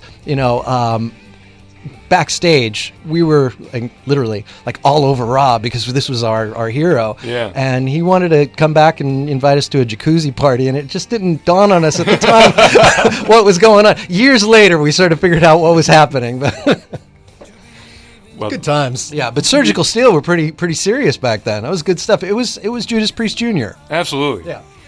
And those were amazing days. Well, it was the amazing thing about moving to LA. I moved here in 1984, and I remember walking into Guitar Center and seeing the guy who worked there sitting behind the counter, and he had the most amazing hair I'd ever seen in my life. And I thought, I don't know if I'm going to be able to do this, because I could play a little bit, but. Right. But I don't have that hair like that. It took years To grow your hair out. to have competitive hair. But you did. I finally did it. Yeah. And then by the time I had it, Nirvana hits. And that was that. And it's not cool to have, which actually was a blessing in disguise, because now what Nirvana and all the 90s bands made it okay to have just, to be normal guy. Sort of a normal guy. Yeah. And that's really, I have no, I don't have the DNA for that giant hair. If I had to maintain that, Yeah. a guy like Paul Stanley's been able to do that, But me, I can play the licks, but I don't know if I can have that hair for the rest of my life. That's a lot of work. The hair's a lot of work. It's not just work. It's, you got to be able to grow it out of your skull. And, mine goes a couple inches and then it sort of gives up. That's that. Yeah. Well, I remember, I saw Racer X when I was 16 at the country club. Oh, yeah. Yeah, and I'll tell you a funny story was that I remember when Street Lethal came out, the first album, and I was a huge fan and loved that record, and I loved seeing you guys live. It was fucking fast and nasty and heavy, and it's really good. It was really... it was manly compared to a lot of other stuff going on at the time, and so I really enjoyed it. And so I bought the album, Street Lethal, and you guys were doing a record signing at Moby Disc, I want to say in Sherman Oaks. Oh yeah, and I was there. That's unbelievable. Yeah, I was so excited. I was there, and you guys could not have been any cooler. Actually, all of you guys were so nice. Y'all signed my record and talked to me for a few minutes. I was just like dumb 16-year-old kid. I was just, I was happy to be in the presence of rock stars. We were dumb 19-year-old kids. So. But not to me, you were. But that's the thing. Like, it's funny. You were just thinking, that guy Paul has great hair. Yeah, that's right. Fuck, I want to see your drill. That's what I kept saying. I was just thinking, fuck, man. See, to me, you guys were like on these massive pedestals, and I guess that's the difference between someone like me who really can't, I can't play, can't sing, can't do any of that stuff. I'm like on the other side of the curtain. Yeah. So, you guys could have been 19-year-old. You guys were like the biggest rock stars in the world to me, and so couldn't have been any cooler. It was really nice. You signed my record and spent time with me and talked to me, and it was really pretty cool, actually. But that's one of the memories I have. Oh, that's awesome. Well, thank you very much. Thanks Absolutely. for being into the band. Yeah. Well, can't you believe that was at the Country Club in Reseda that we used to go see those shows. I broke my wrist at a Racer X show. If you want. Oh man. Yeah. Doing what? Well, I was trying to be on the floor. Dude. If you think I'm tall now, I mean, come on. I was this runty little 16-year-old kid. I was getting tossed around pretty good out there. Oh man. Yeah. That was fun shows though. Those were good shows. And so what you did? So there was Street Lethal, and then there was Second Heat, right? Mm-hmm. And we did. We recorded a live album at the Country Club, that same venue. Yeah, that's right. It was called Extreme Volume. Right. And then you split, right? How did that happen? Well, basically, around that time, I started hanging out with Billy Sheehan. Right. Actually, he was teaching at MI once in a while as well, because he was in the David Lee Roth band. Yeah. But once in a while, he'd come out down to MI, and I'd be that band was good. Yeah. That band was really good. So I'd be the teaching, and Billy would always. I think he liked my playing, not just because I could play, but because I knew all these tunes. Mm. And to this day, that's the language of Mr. Big. Is if you come to rehearsal, we hardly ever play our own songs. We just sit around jamming old Who and Bowie and Beatles and Zeppelin. And, wow. And at the time, Billy and I were both into this band, Accept. Oh yeah. And, sure. Udo. Yeah, and they were fairly popular, but Billy would just name off a song. He'd go, "The Restless and Wild," and I'd know it, start to finish. It's awesome. And London Leather Boys, and we just play it with no rehearsal, and so I think he dug that, and we just had a rapport right off the bat because of that.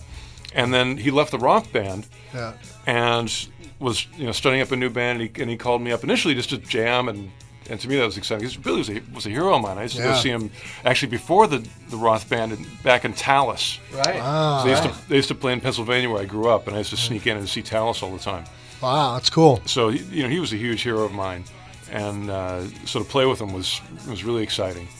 And then he said, "Well, I'm actually thinking of forming a band." And I got the singer Eric Martin, and I'd been listening to Eric already. I had his solo records, and so we got together and wrote some songs, and it clicked, and I just had this feeling it was going to be huge. That felt like a supergroup, Mr. Big. Mr. Big was a bit of a supergroup. I remember at the time people called it that, right? Yeah. Yeah. It was pretty neat. Of all the insults. You could take that one. You could take that one. That's true. Yeah. And of course there were some monster hits that came out of Mr. Big. Yeah. So is a song like Just to Be With You or something like that is that a good thing to have on your resume when you're trying to be Mr. Shredder guy? Well, I was trying to be Mr. Shredder guy when I was 15. Yeah. And obviously Racer X was in that direction. But I've always, I grew up listening to the Beatles and the Stones and the Animals and classical music and blues and all kinds of stuff. So the first time I heard To Be With You was a demo that Eric had, the Mr. Big singer. And actually he thought that it wasn't right for the band. He thought, we're heavier than this, but he just played it for me. He's like, "This is a song I wrote." And I called him up a couple weeks later. I was like, "I can't get this song out of my head. Can you send me a cassette of it?" He sent me a cassette, and I used to make all the rehearsal tapes. I'd record our rehearsals and make a copy for everybody so we could listen to the songs we were writing. And I just put that at the end. I didn't tell anybody. And all of a sudden the phone starts ringing, and it's Billy and Pat going, "What's the song at the end? This song is amazing. Yeah. What a cool melody." And so it really surprised Eric because he thought like, "Oh, those guys, they only like metal. They don't, they're not going to want to do it." And we all completely dug it. But at the same time, we were a little worried because this is still tail end of the big hair era, and we didn't know it was the tail end. We thought it was going to be big hair and metal forever. So we got our manliness to preserve. Yes. And we don't know. Can we get away with doing this acoustic song? So we just sort of snuck it in at the end of the record. Didn't release it as a single, and some guy starts playing it in I can't Midwest somewhere, Nebraska or something, and it becomes #1. Without any record company support, anything, just people start calling in. #1 at that station. The other station close by hears about it. They put it on. That goes #1 there, and it's just taken off on its own. Crazy. We were actually promoting another single at the time. Yeah. That was dying a horrible death. Nobody was listening to that one. And To Be With You just started taking off, and made it up to #1. It was stunning to be famous for 2 weeks. Like look sort of down the list. Well, there's Mariah Carey down there. Nice. There's Michael Jackson down there. That's right. Well, it was a great pop tune. I got to say that both Brad and I we were big metal guys in the '80s, but every once in a while a good pop song would come out of one of these bands, and it wasn't always the obligatory power ballad that came out of a lot of the hair bands. Yeah. But every once in a while they would write. Somebody would write a really classic pop song, and the ones that comes to mind is that one, and maybe the Extreme song, More Than Words, which was just a great song. And so I was really excited when I heard that song because it was so unexpected from you guys, but I thought it really gave the band some nice diversity, and consequently you guys became massive in Japan, probably more so than here in the States. Well, in Indonesia and all over the place. That song, it was funny because on the strength of that song, we'd sell at these big venues, Right. and then we'd save it to the end, and we'd be doing the harder stuff for the whole show, and all the, there'd be a little bit of terror in the eyes of the teeny boppers in front. Are we at the right show? Yeah. But That's it was. funny. I think we were able to educate them. Yeah. Yeah. So it was good. That song, man. I remember the video for that song. Just so massive on MTV, and I always thought, what a ballsy video. Like, could I really walk to a camera and sing to a camera the entire way? I thought that was pretty cool. Like, I just thought that was ballsy to do. I couldn't do that. I thought that was pretty awesome. Well, the video world, for me anyway, has always been really weird. Yeah. Just because I grew up in the age when there wasn't video. Sure. I mean, the only time I saw a guitar on TV was the Partridge Family. Right. And I wasn't old Right. enough to stay up and watch the Midnight Special. Yeah. I just heard this rumor that show existed. Right. But funny. when MTV came out, I mean, my favorite videos were the live ones. When you see Van Halen doing Unchained or Right. that sort of thing. That was the thing I dug. And all the kind of arty things, they were kind of cool, but I just didn't have the desire to let's make a swimming pool and we'll walk across it, and then we'll be like we'll turn into a bee and fly around. I just never thought of the kind of thing. Never clicked. Yeah. And so we just wanted to make sort of show what the band did live and otherwise.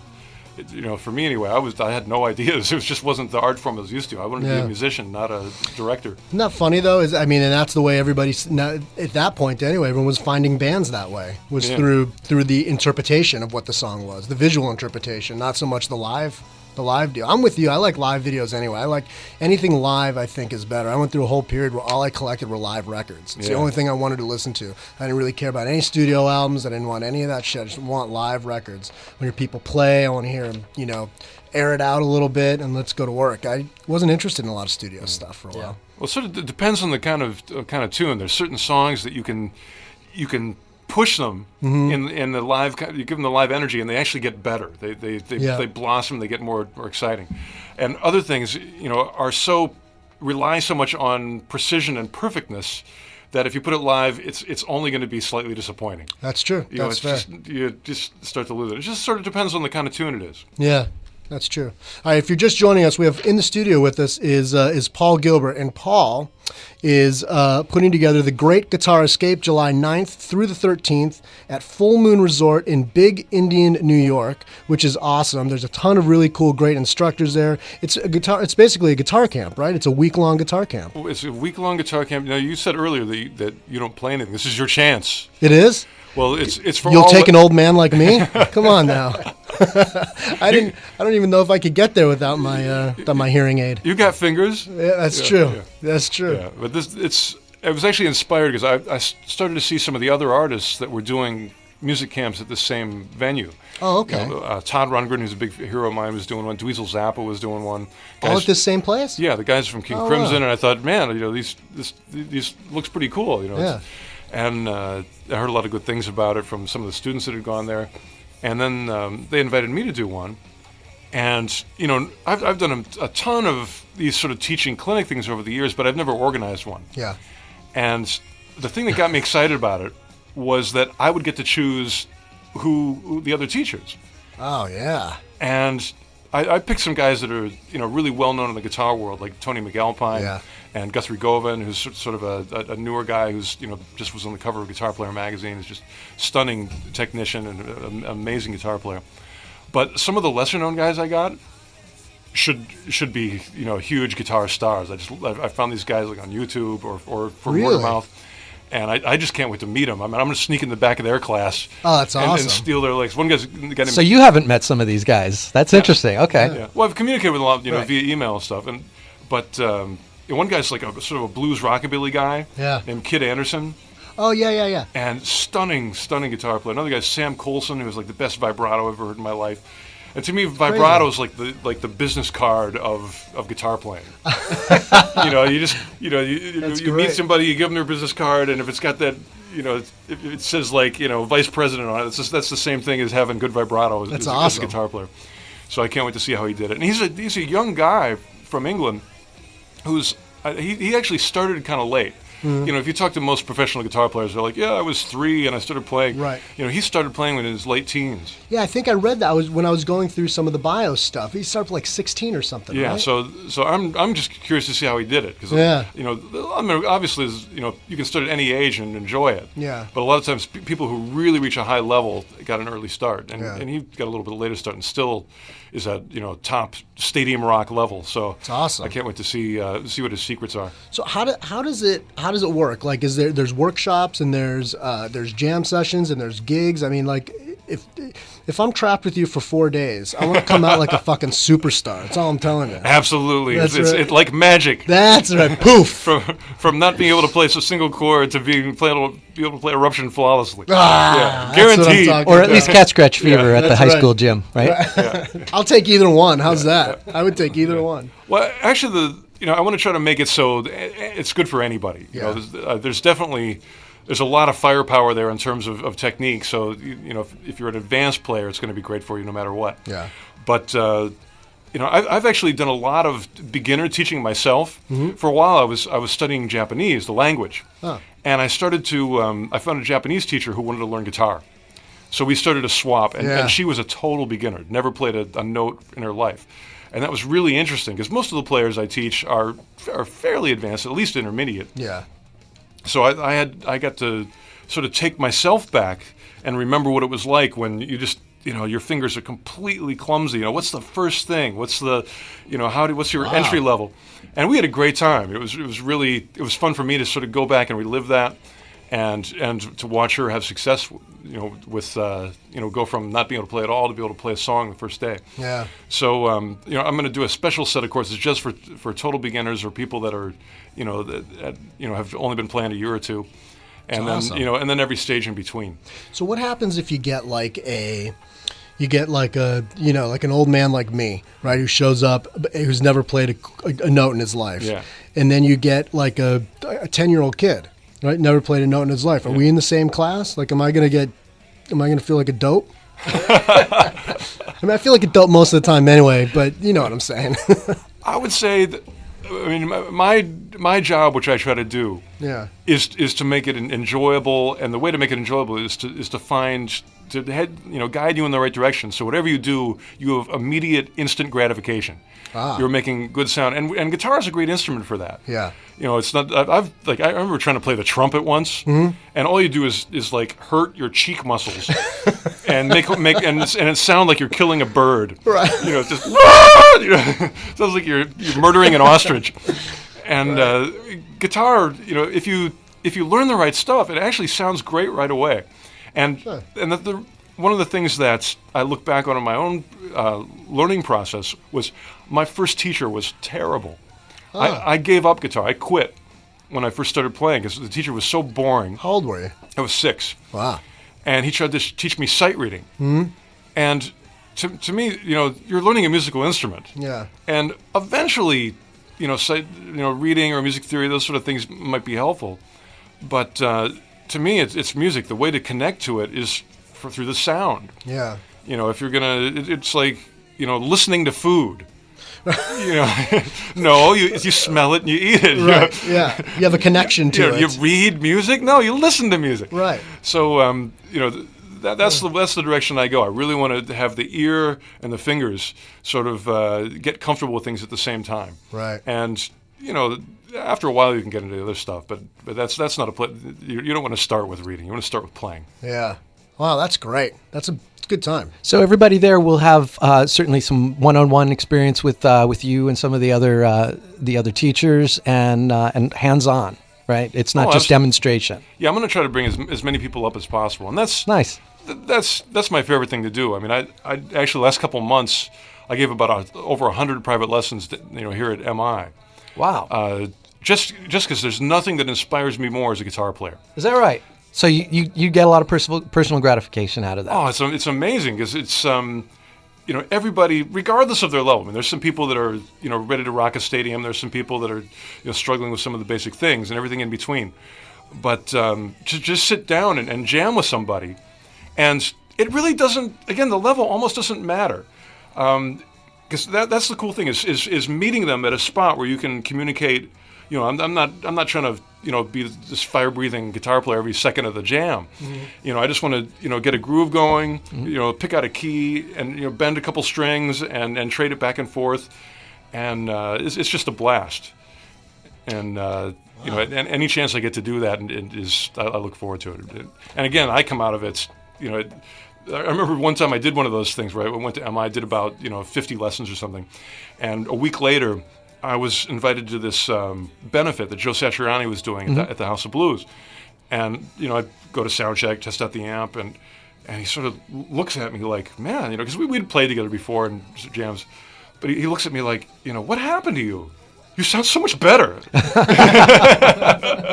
It's from doing all the teaching. And it's completely from just, jamming with people. And that's, as much as, practicing on your own is beneficial, it's under the guise of teaching. Mm-hmm. But and absolutely, everybody there is learning, and they're probably everybody's probably learning more than any other way you could. But it really is just playing music, and that's how you learn the fastest and the best. It's amazing for someone as accomplished as you are to walk in there and do 50 lessons or do all these lessons. It's pretty great. I mean, I don't know that I would. I don't know how many people out there that are as accomplished as you are that'll walk in and do all that kind of teaching and giving back and stuff like that. I think that's pretty great. Well, it's scary at first because I remember when I was in my early 20s. Yeah. And I still, I was starting to get the hair working. Yeah. I had myself a pointy guitar and some pink spandex. And, yeah. And I thought, this is my image. I got to compete with CeCe DeVille. And uh-oh. And he had the hair. Yeah, exactly. That's about all CeCe had, unfortunately. So in 1987, I didn't want to be known as a teacher. But, I hit 40, and I thought, I don't care anymore. I just want to do what is musically gratifying. And to me, I love playing for an audience of, 300 or 3,000 or 30,000 people. But, sometimes that one-on-one experience, that, you get to really, and plus you get to listen to somebody. When it's a concert, it's one way. Right. You're only putting stuff out. Maybe the audience will sing along, and that's great. Mm-hmm. But to actually be able to jam with somebody and to be able to, do lessons all day, I just love every second of it. It's awesome. It's great. Well, the press release that we have says that this is the first annual, so I guess this is already in your mind to make an annual event? I'd love to do it. I mean, it's in the summertime. Right. It's a beautiful spot, and it's funny. I heard somewhere that geniuses are created in like the rolling natural hills. Einstein came up with his theory of relativity while he's bicycling in the rural Switzerland or something. All the most amazing mathematicians were from the rolling hills of Ireland. So this is your chance to cram that sort of genius. Yeah. The rolling hills and green and a lot of inspiration into a week. Nice. So this is the week of July 9th, and this is in Big Indian, New York, which I assume that's upstate New York, right? That's not the city. What is it? It's the rolling hills of the Empire State Building. Right. I think it's the Catskill Mountains. Oh, okay. Which I put it in Google Maps, and it's I think it's about a 2-hour drive out of New York City. Okay. Isn't that where Francis is? Isn't that where Francis lives, Dunnery? You could be right. Yeah. Do you know Francis Dunnery? Oh, I love Francis. I think he lives in Catskills. Catskills. It's awesome. Listen to It Bites all the time. Yeah, we're fans. Yeah. He's been really good to us. He comes on the show a bunch of times, but he's I think he does live in the Catskills, actually. Yeah, I think so. He'll probably be sitting in the front row with his cell phone taking photos. Yeah, that's right. That's Frankie. I should have hired him. There you go. There's still time. There you go. So how can people find out more about the Great Guitar Escape? Well, you can go to greatguitarescape.com. And it's actually a professional-looking website, unlike mine. Is it just about filled, or is there room? Can people still get in for the July sessions? Well, the people who are in charge of booking the tickets haven't called me in a while, so I think it must be going well. Good. Well, that's a good sign. That's a good sign. Usually, if they need to sell tickets, they call me up and ask me to do all sorts of, you got to do a bit of things. Well, I guess I'm here.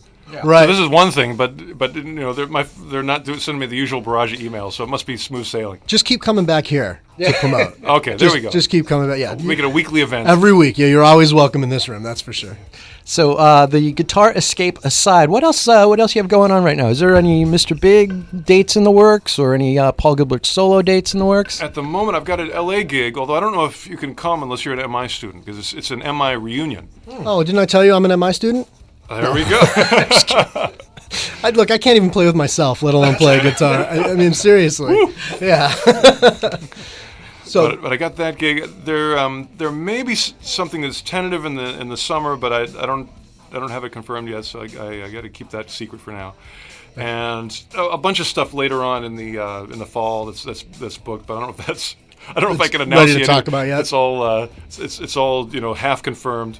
But basically, the main thing I'm working on, and I love this, is I'm home and I'm practicing, and I've got so many new ideas. That's the thing is from teaching, I end up coming out of there with just my head spinning with new stuff I want to work on.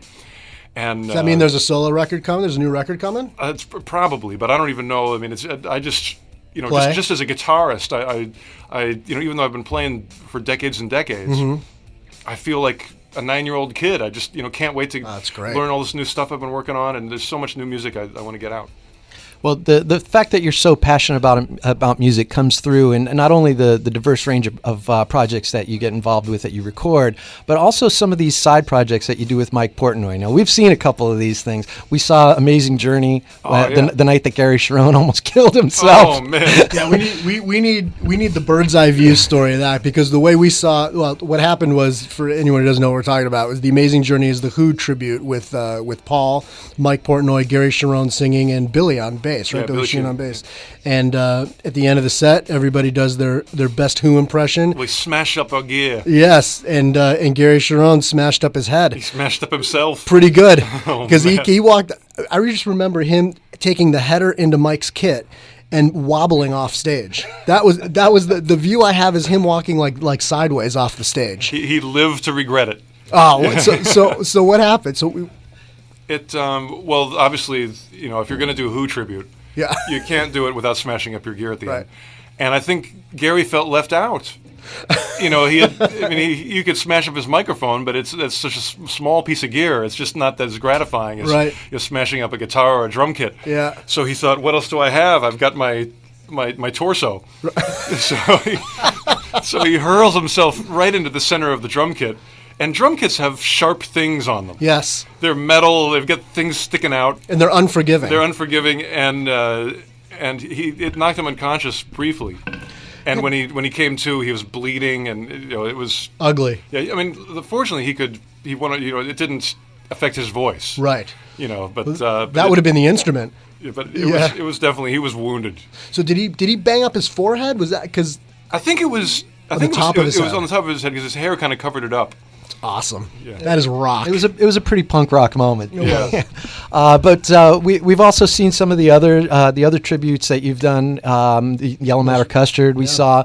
The one I wanted to ask you about was Cygnus and the Sea Monsters. Was that just a one-off? Would you ever do something like that again? I'd love to. That was, believe it or not, that was the easiest one for me. We did, of course, the Beatles one, the Zeppelin one, and the Who. And the Rush one was the easiest because I had learned all those tunes when I was a teenager. And I still had to, I'd learned some of them wrong, so I had to fix them a little bit. But I was so familiar with the material, I barely had to rehearse it. And it was just a blast. Yeah. 'Cause, of course, Mike, he's great in all those bands. But, Rush is one of my favorites. So, definitely one of my top 3 of the heavy bands that I grew up with. So that was so much fun doing that and sort of stepping into the life and doing my best to step into the shoes of Alex Lifeson for a night. It's awesome. How do those come about? Like, is like the genesis of that from Mike? Does he sort of come up with these ideas and then make the call? Not only is he a great drummer, he's a great organizer. Oh yeah, which is such a relief because usually I'm the one organizing all the stuff for my own things. Right. And to be able to just let somebody else do it, and just be a guitar player, it's a relief. That's very luxurious. Show up and play. Yeah. But it's funny. Like we did the Zeppelin one, and we did the extended live versions, the 27-minute long Days to Confuse with the bow solo and all that stuff, and I grew up with that stuff, so I look at it almost like classical music.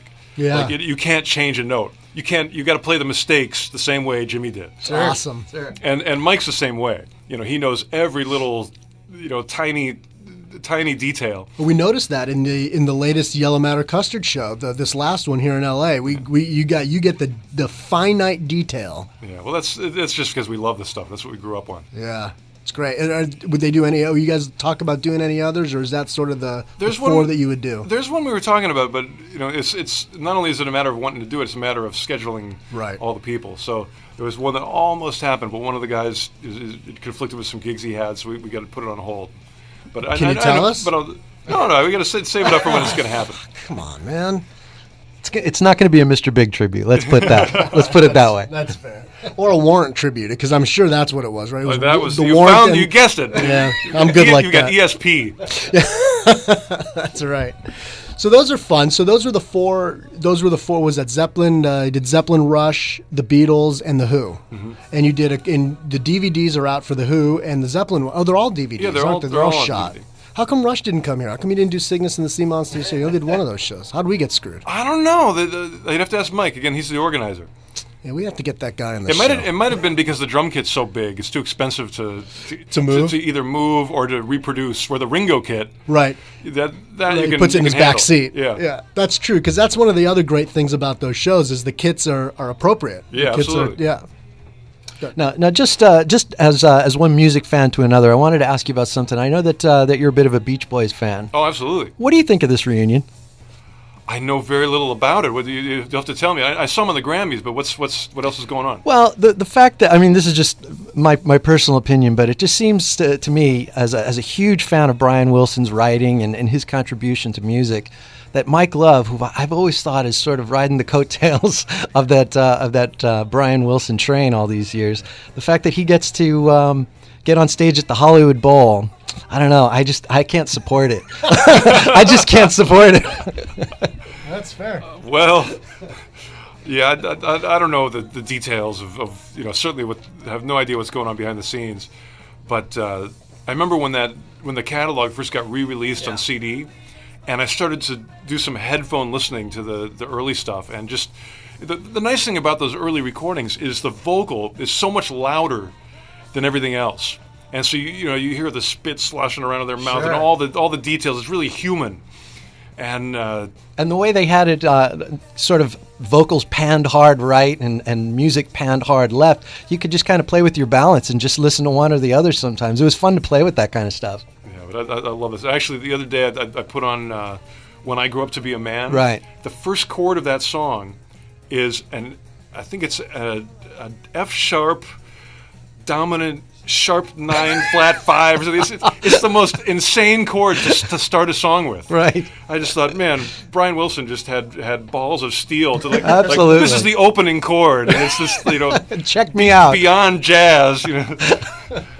So in his own way, he was total metal. To do a chord like that as a song opener. That's funny. What else do you listen to? But did you listen to a lot of modern stuff? Like, I mean, it's easy for us to sit here and talk about Zeppelin and Rush and the Beach Boys and stuff, but like new stuff. Like we talked for a minute about the Mars Volta and stuff like that. I'm not as familiar as I should be, but Okay. I know in the '90s, my favorite rock band was probably the Wild Hearts.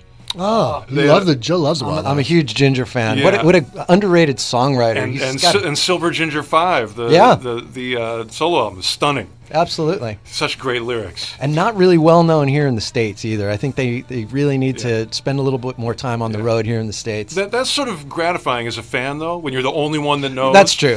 That's true. It's your little secret. Yeah, I remember when Van Halen, finally had like the number one hit with "Jump," and all my friends, all the high school girls started liking him, and it's like, no, they're my band. You can't have them. At that point, you want to jump off the bandwagon. Yeah. Right? So the Wild Hearts, I still kind of feel some ownership. Yeah. That's great. Yeah. And then more recently, let's see. I mean, I like the Darkness. Right. They were pretty awesome.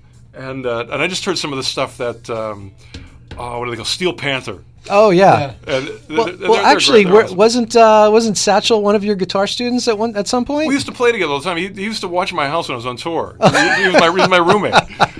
And it's pretty funny. Yeah, and so I'd come back from the tour, and I'd be home for like a week, and we would have these sort of competitions with ourselves to see how many songs we could learn in 3 days.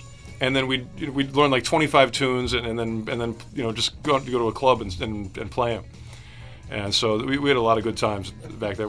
That was the Giant Hair days. And he played with Rob Halford too in Fight. Right. Boy, that Fight was great. I loved Fight. I was a fan of that first Fight record. I remember seeing them at the Whiskey at a at a Foundations Forum, right around the Foundations Forum, and seeing them at the Whiskey, and that was another one of those shows where you're like, "Fuck, man, I hope I get out of here alive." Like Yeah. this is dangerous. What's about to go on in here?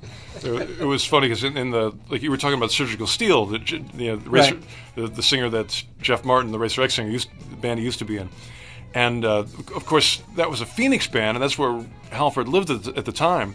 So he used to sit in at their gigs and stuff. And when Jeff joined Racer X, he always used to say, "Oh man, Rob's going to show up at this gig. It's going to be awesome. Let's learn a Priest song, and he'll come down and sing it."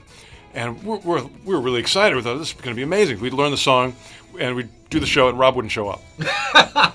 And then we'd do another show, and Jeff goes, "This time I talked to him. He's definitely coming." And we learn it, and then he wouldn't show up. And finally, I made a nickname for Rob, which was the Great Pumpkin. No matter how sincere we are, I don't think he's showing up. And finally, the show that he showed up to wasn't a Racer X show, but it was this cover band that I was in with Russ, or with Satchel. Right. And we were doing like ZZ Top songs. I had grown this big beard, was wearing a cowboy hat, and Rob came down and he sang Helter Skelter. It was at Guitar Center. It was a guitar clinic. And he sang Helter Skelter and I Don't Need No Doctor by the Humble Pie version. Mm-hmm. And I think we did Bloodstone. And I think you can find it on YouTube. It was stunning. He was so killer. That's classic. That's really funny. But the Great Pumpkin finally showed up. He showed up? Yeah. Wow. Were you a little shocked? I was. Who knew he even existed? I didn't believe in the Great Pumpkin until then. Right. I was a skeptic. I'm with you. I hear you. It was one other thing I wanted to ask you, which was just about some of the other stuff that you played on. Now, I know you played on a couple of Neil Morris records, right? Oh, yeah. You did the Lifeline record, which is one of my. Well, here we go again. Joe always fucks with me because we always talk. I love Neil Morris, but I don't love like everything. I think I really love everything Neil Morris does, but I'm in a little bit of denial about it. Yeah. But I really do, and that record in particular is just so beautiful, such a great album. But you played on a little bit of that, right? Well, I was a huge Spock's Beard fan, and actually, when Mike Portnoy first called me up to do the Yellow Matter Custard Beatles thing, I was excited to play with Mike, but actually, one of my biggest motivations was I wanted to meet Neil. Because I thought, man, I love what he did in Spock's, and I just loved to. I'd seen Spock's Beard live once, thought he was a great performer. Mm-hmm. So that's when I met him. Yeah. And once in a while he'd just call me up and say, "I'm doing this solo album. Can you do a solo?" And I go, "Yeah, no worries." And we actually did a copy of Crazy Horses. Really? On one of those. I don't know which record it is. Maybe it's a bonus track or something. But I think Neil was a little. Hesitant to do it, but Mike Portnoy, like me, was an Osmonds fan. We wanted to show the world how heavy the Osmonds were. They're another sort of unappreciated heavy metal band. Yeah, and I can't believe Neil was skeptical about playing a cover. I mean, I can't. I mean, that's shocking in and of itself. That's breaking news. He didn't realize the magnitude, the magnitude of the Osmond Brothers. The staggering power of Donnie. Yes, that's right. And Jimmy. It was Merrill then. Yes. Merrill really had the gritty voice. Who was actually, it was Jimmy, right? Wasn't there a Jimmy Osmond? Jimmy, well, he was the little baby, brother. right? Yeah, he wasn't allowed in the He was Danny Bonaducci, right? Yeah. He was the little punk. But there was like 8 of them, wasn't there? There was a lot of them, but the early records, when Donnie was sort of backseat, wasn't featured that much, and Merrill was the featured singer. That stuff was heavy. It was great. Dude, I got to find some of that. You got to find a song called "Hey Mr. Taxi." Hey, Mr. Taxi? Or My Drum. Actually, I covered that one. Do you have a pen? Yeah, I'll remember. Okay. Oh, yeah, it's on the air. Oh, yeah. I guess we can listen to this, can't we? Well, I'm in. I'm down for the Osmonds. Yeah. Who knew I would be saying I'm down with the Osmonds? Yeah, My Drum is killer, and another one is... there's this one song that sounds like a Sabbath tune, like... An Osmond song? I'm so in. Yeah. Really? Absolutely, they were heavy. This is later on, they lightened up a little bit, and they started skating and wearing the purple socks and all that stuff. Yeah. Don't judge the Osmonds by Donnie and Marie. Okay. That's fair. It's the early period. That needs to be a T-shirt. Yeah. Don't judge the Osmonds by Donnie and Marie. That's pretty. It's like funny. With most bands, the early stuff was really cool. Yeah, right. Gotta have the first album. That's true. So anyway, so that's how you got in touch with Neil, and then you ended up doing the Lifeline record, and then you did one other record, right? Was it the Soul Sculpt? I wrote it down. Yeah, well, I just did a couple solos. Like I can't take credit for doing the whole thing. That would be like. Would you want to do one? Would you want to go in there and do a full record with Neil? Well, I want to do a full record with everybody. It's just a matter of time and schedules and it. What I really love that. The thing I really want to do. I want to be the drummer for AC/DC. You're the drummer for AC/DC? That's my most desirable gig I could ever have. Well, okay. I'm kind of speechless right now. Tell me why. I'm in. What could be more fun than counting off "Girls Got Rhythm" and just rocking that thing, with Angus running around in front. That would be. I can't think of anything more fun in life. That's true. It's like a big circus sideshow. Isn't I'm it? so jealous of Phil Rudd. And it's the best seat in the house to watch the Angus show. That's Absolutely. true. That's really good. That's a good point. Do you play drums? I absolutely. On the Mr. Big last tour, at the last song of the encore, we all switched instruments. And actually, Bill even played the saxophone.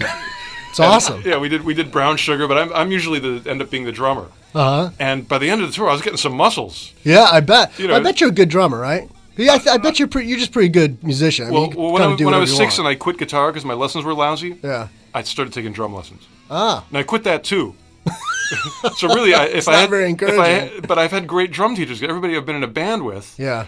I've had drum lessons from Scott Travis, Pat Torpey, Jeff Martin, right, God's Jeff Bowders, Marco Miniman, everybody that I play with. I sort of go, can you show me that thing? Oh, that's pretty good. So I get some good lessons. Nice. All right, we're in the studio. The third voice that you're hearing, the manly voice that you're hearing, it's not me or Joe. It's Paul Gilbert, and Paul is nice enough to stop by and talk about this great guitar escape that he has going on. It's July 9th. Through the 13th, it's at Full Moon Resort in Big Indian, New York. You can take lessons from Paul. He will teach you things. It doesn't matter if you know nothing like me, if you know more like Joe. Paul will teach you anything you want to know. And he's got, wow, it was pretty good, wasn't it? Yeah, it was good. Thank you.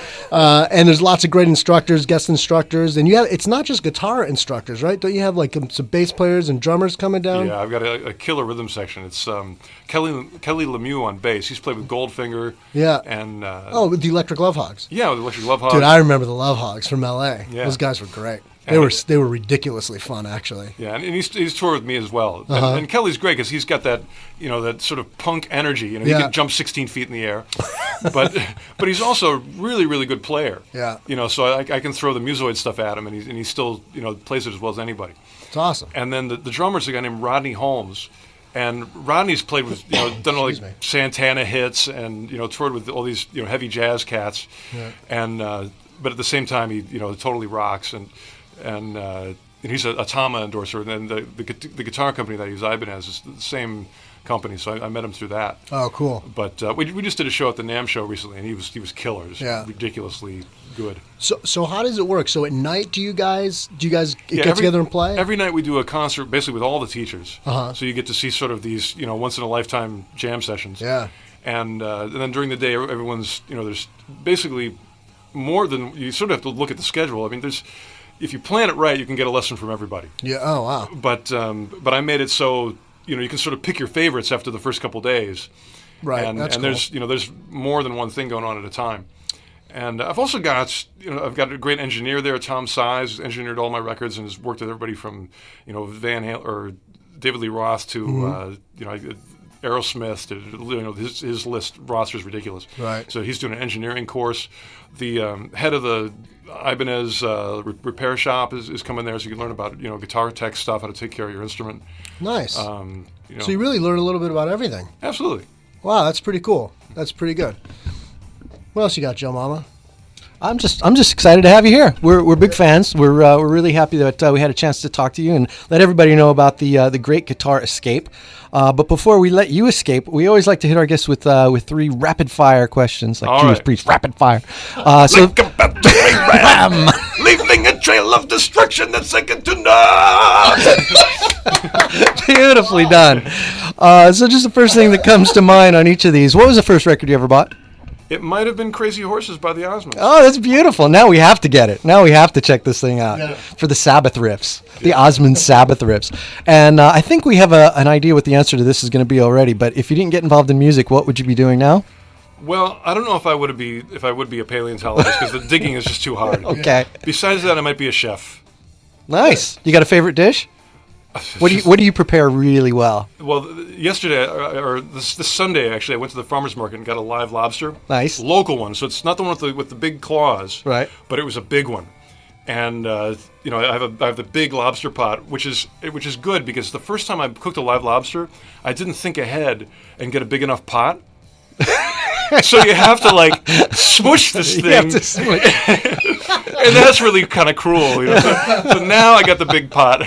Very nice, very nice. So that turned out great. I actually had some homemade chicken pot pie on the side from scratch. Nice. Beautiful. And sometimes it's sometimes it's like a Japanese seafood stew. Sometimes it's deep fried scallops. Sometimes it's just the list goes on and on. I love food, and if you cook, you can custom make it for yourself. Very nice, very nice. All right, last and most important question.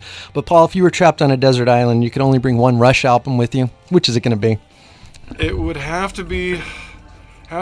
Oh, that's tough. Take your time. Take your time. Oh, I would have to say Hemispheres because That's what you thought he would say. We had bets on what you were going to say. When Mr. Big toured with Rush, which was one of the most amazing moments of my life, I had all the albums on vinyl. Put them in my wardrobe case and was saving them. Right. Just going like, okay, the last day of the tour, I'm going to bring them out. And by the end of the tour, I thought, you know what? I'm just going to pick one. I don't want to bug these guys. I don't want to give them office work, make them sign 17 albums.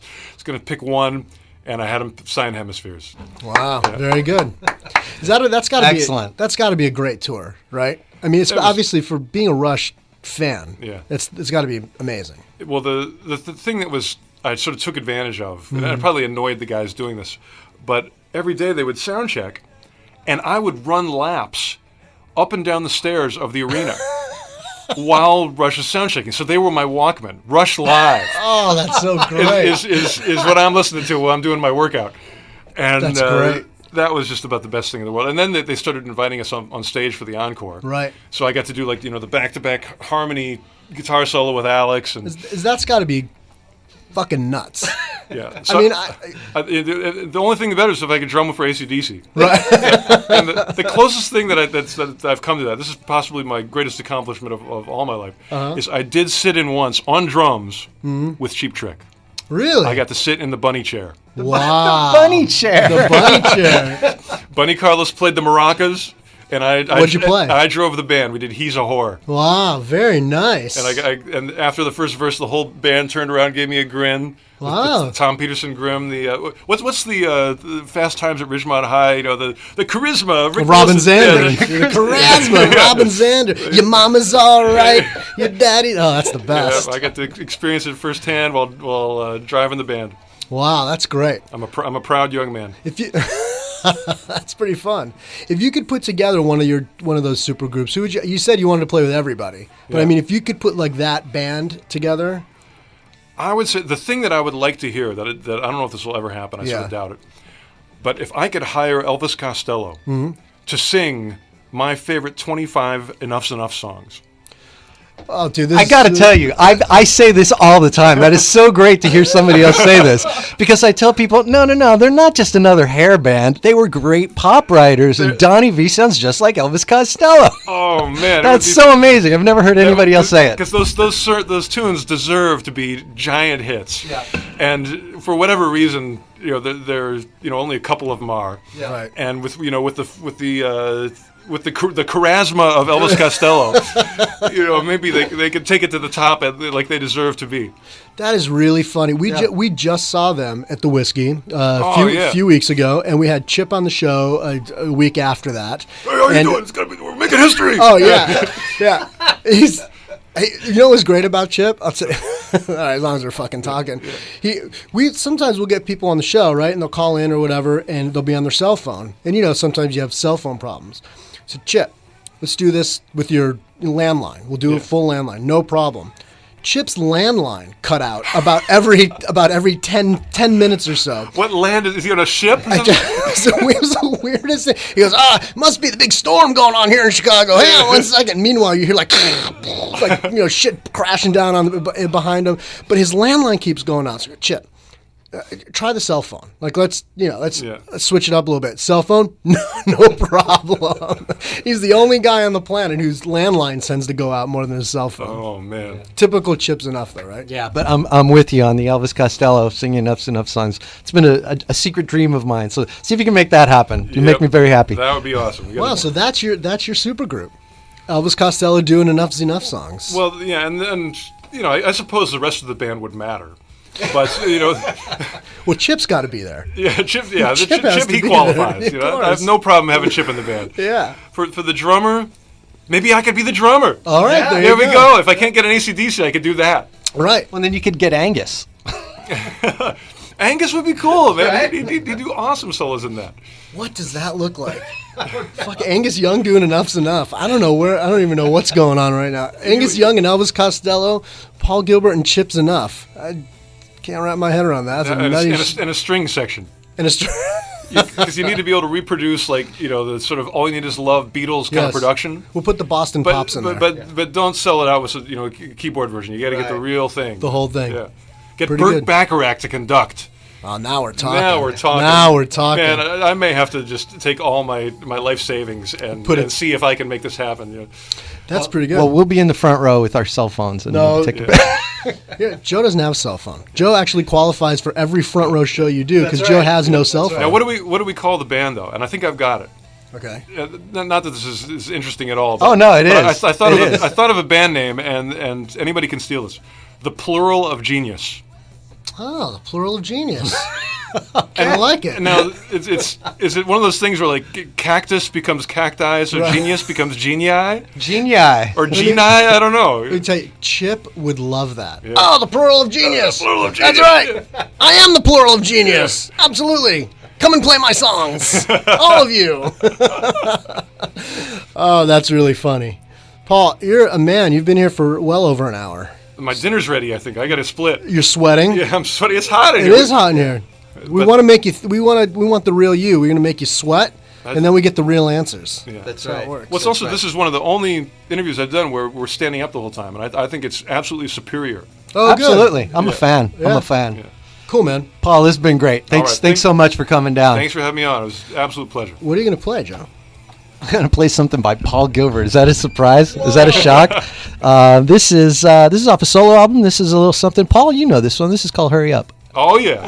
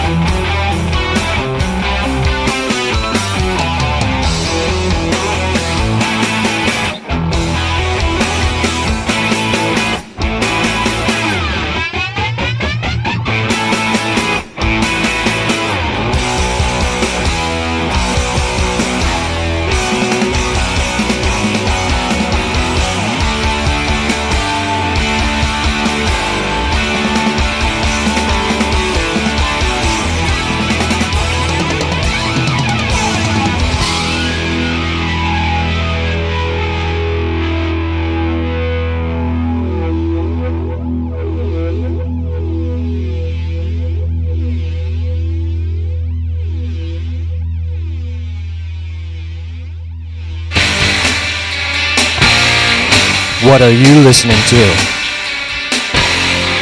Used Bin Radio.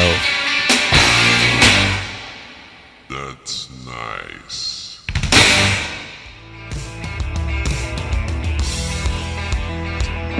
Hey, welcome back into the Used Bin, everybody. Welcome back! Hey!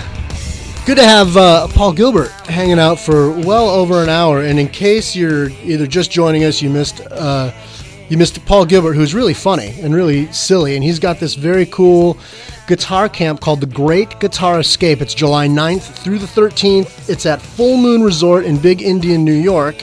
And it sounds really great. I mean, it sounds like it's for everyone of all ages. You don't have to have any previous guitar experience. They will start from scratch or not. You can play a little bit, I guess. Yeah, any level of proficiency, and it'll be an educational and enjoyable experience for all. Yeah, right. Yeah, well, great instructors, Tony McAlpine, Paul Gilbert. Any chance I think you get to get one-on-one experience, and I can only tell you from the hour that we just spent with Paul, he's totally engaging and totally into teaching, is what it sounded like to me. So I think it's quite a treat and well worth the money. If you have any questions, you can go to, you can go to Paul Gilbert's website, which is paulgilbert.com, and there's a link to the Great Guitar Escape, and you can get all the details there.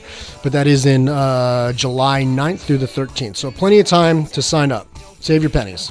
So we were happy to present all the news about the guitar camp, but right now it's time for news of an entirely different sort. And you know what that means, ladies and gentlemen. It means... Extra, pinball. Hey! It's time for Rachel, the Middle Warrior Princess. She's here with music news. For you, for me, for everyone. Enjoy Rachel, the Middle Warrior Princess. Hey! Hi, Rach. Hi, guys. How are you? Well, It's nice to see you.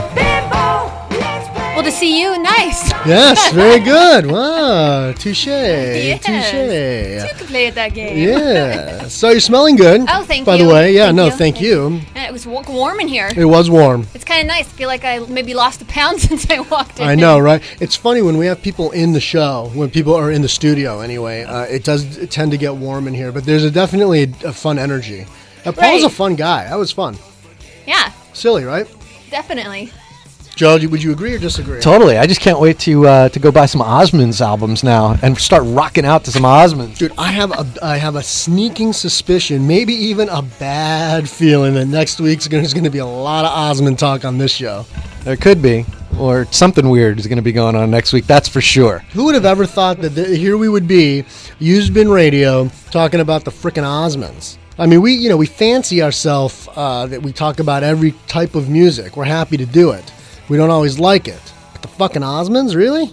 Hey, anything goes. And on a personal note, I got to say how excited I was that I'm not the only human who thinks that Enough's Enough are epic songwriters, but more importantly, that Donnie V does in fact sound just like Elvis Costello. I've always thought that. Yeah. But people just don't hear it because of the nature of the music of a lot of what they're playing and the whammy guitars. Those whammy guitars. It's just really funny that yes, you were definitely validated this evening on that idea. It's so funny that it happened a month after we saw the show. We really had this conversation on the air quite a bit lately. And there you were, validated. Maybe Paul was listening to our Enough's Enough show and But that was secretly just wanted to, throw us a He bone. wanted in with Joe. Yeah, He that's what wanted it was. But that was even unsolicited. Yeah. I mean, that's what made it even good. Oh, excellent. That's the universe speaking back to you. Yeah, well, not to me, to him. Well, I think he's your soul brother. He seems like you have a lot of interests in common. Yeah, absolutely. Yeah. We could hang out, listen to Beach Boys, talk about Rush, and put an Enough's Enough tribute band together. Sure. It's in the cards. It's going to happen. I'm just saying. I know where he lives. We're going to have lobster. That was a full recap of the interview right there, ladies and gentlemen. Oh, yeah. All right, well, let's get down to business, Rach. All right. What's happening? Well, I think maybe it's fitting that we should talk about a little Dream Theater drummer. Not Mike Portnoy. No. Mike Mangini. He's going to be holding drum clinics from mid-May to early June. 2 are in Illinois, 1 in Milwaukee, and then the rest are throughout Italy. And there's going to be more locations to be announced for July, August, and the fall. So that should be fun. Very cool. Yeah, absolutely. doing clinics. You know, he was wasn't he before he got the Dream Theater gig? He was like the head of the drum department at the Berklee School of Music. So clinics and teaching, I think, is something he's very adept at. Yeah, definitely in his blood. And we can't say it enough. What a proficient player. The guy's just a monster. I'm really glad he got the gig, Yeah. Yeah, I mean, look at all the competition. I mean, he made it into Dream Theater, so. Yeah, I mean, it was either going to be him or Phil Rudd, but then they'd have to, have Dream Theater playing AC/DC covers all night. That just wouldn't have been as interesting. What do you think would have happened if Paul Gilbert got that gig? What do you think happens to his relationship with Mike? That's a really interesting question. I don't think they'd be doing any Zeppelin tributes anytime soon. No, I don't think so. We'd be seeing a lot of posts. Yes. That's what would be happening. That's Lots of right. Twitter. But more importantly, in 2012, is it okay for, say, Paul Gilbert and Billy Sheehan and Mike Portnoy and somebody else to get together and put together a Dream Theater tribute band? No. I'm going to go with a no on that. But I'm really curious what the fifth band is. I would venture to say Floyd. That would be my guess. That's a good guess. Yeah. I would have thought maybe yes, Deep but Purple? I'm not sure. Deep Purple's a good guess, actually. Sabbath, maybe? Who sings in Yes? Maybe Heaven and Hell era Sabbath? Who sings it? Yeah, well, then they just get, what's his name? Symphony X. Russell Allen. Yeah, they get Russell Allen. Yeah, that's singing true. that band. That's called the Adrenaline Mob. I don't know who sings in a Yes tribute band. Oh, wait, Benoit David. They could get John Anderson at this point.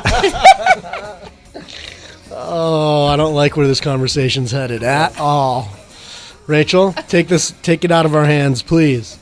Okay, well, speaking of John Anderson, he's recorded a song with Italian composer Marco Sabiu. Mm-hmm. It's titled Limitless Lives, and it's available digitally. So, any interest, go online. I do have interest. I would check that. I check out pretty much anything John Anderson does. I'm always intrigued. And I wonder, the fact that the title, what was it, Limitless Lives? Yes. The fact that the title is in English, I guess, sort of answers the question. I was going to say, I wonder if he's going to be singing in Italian, but probably not.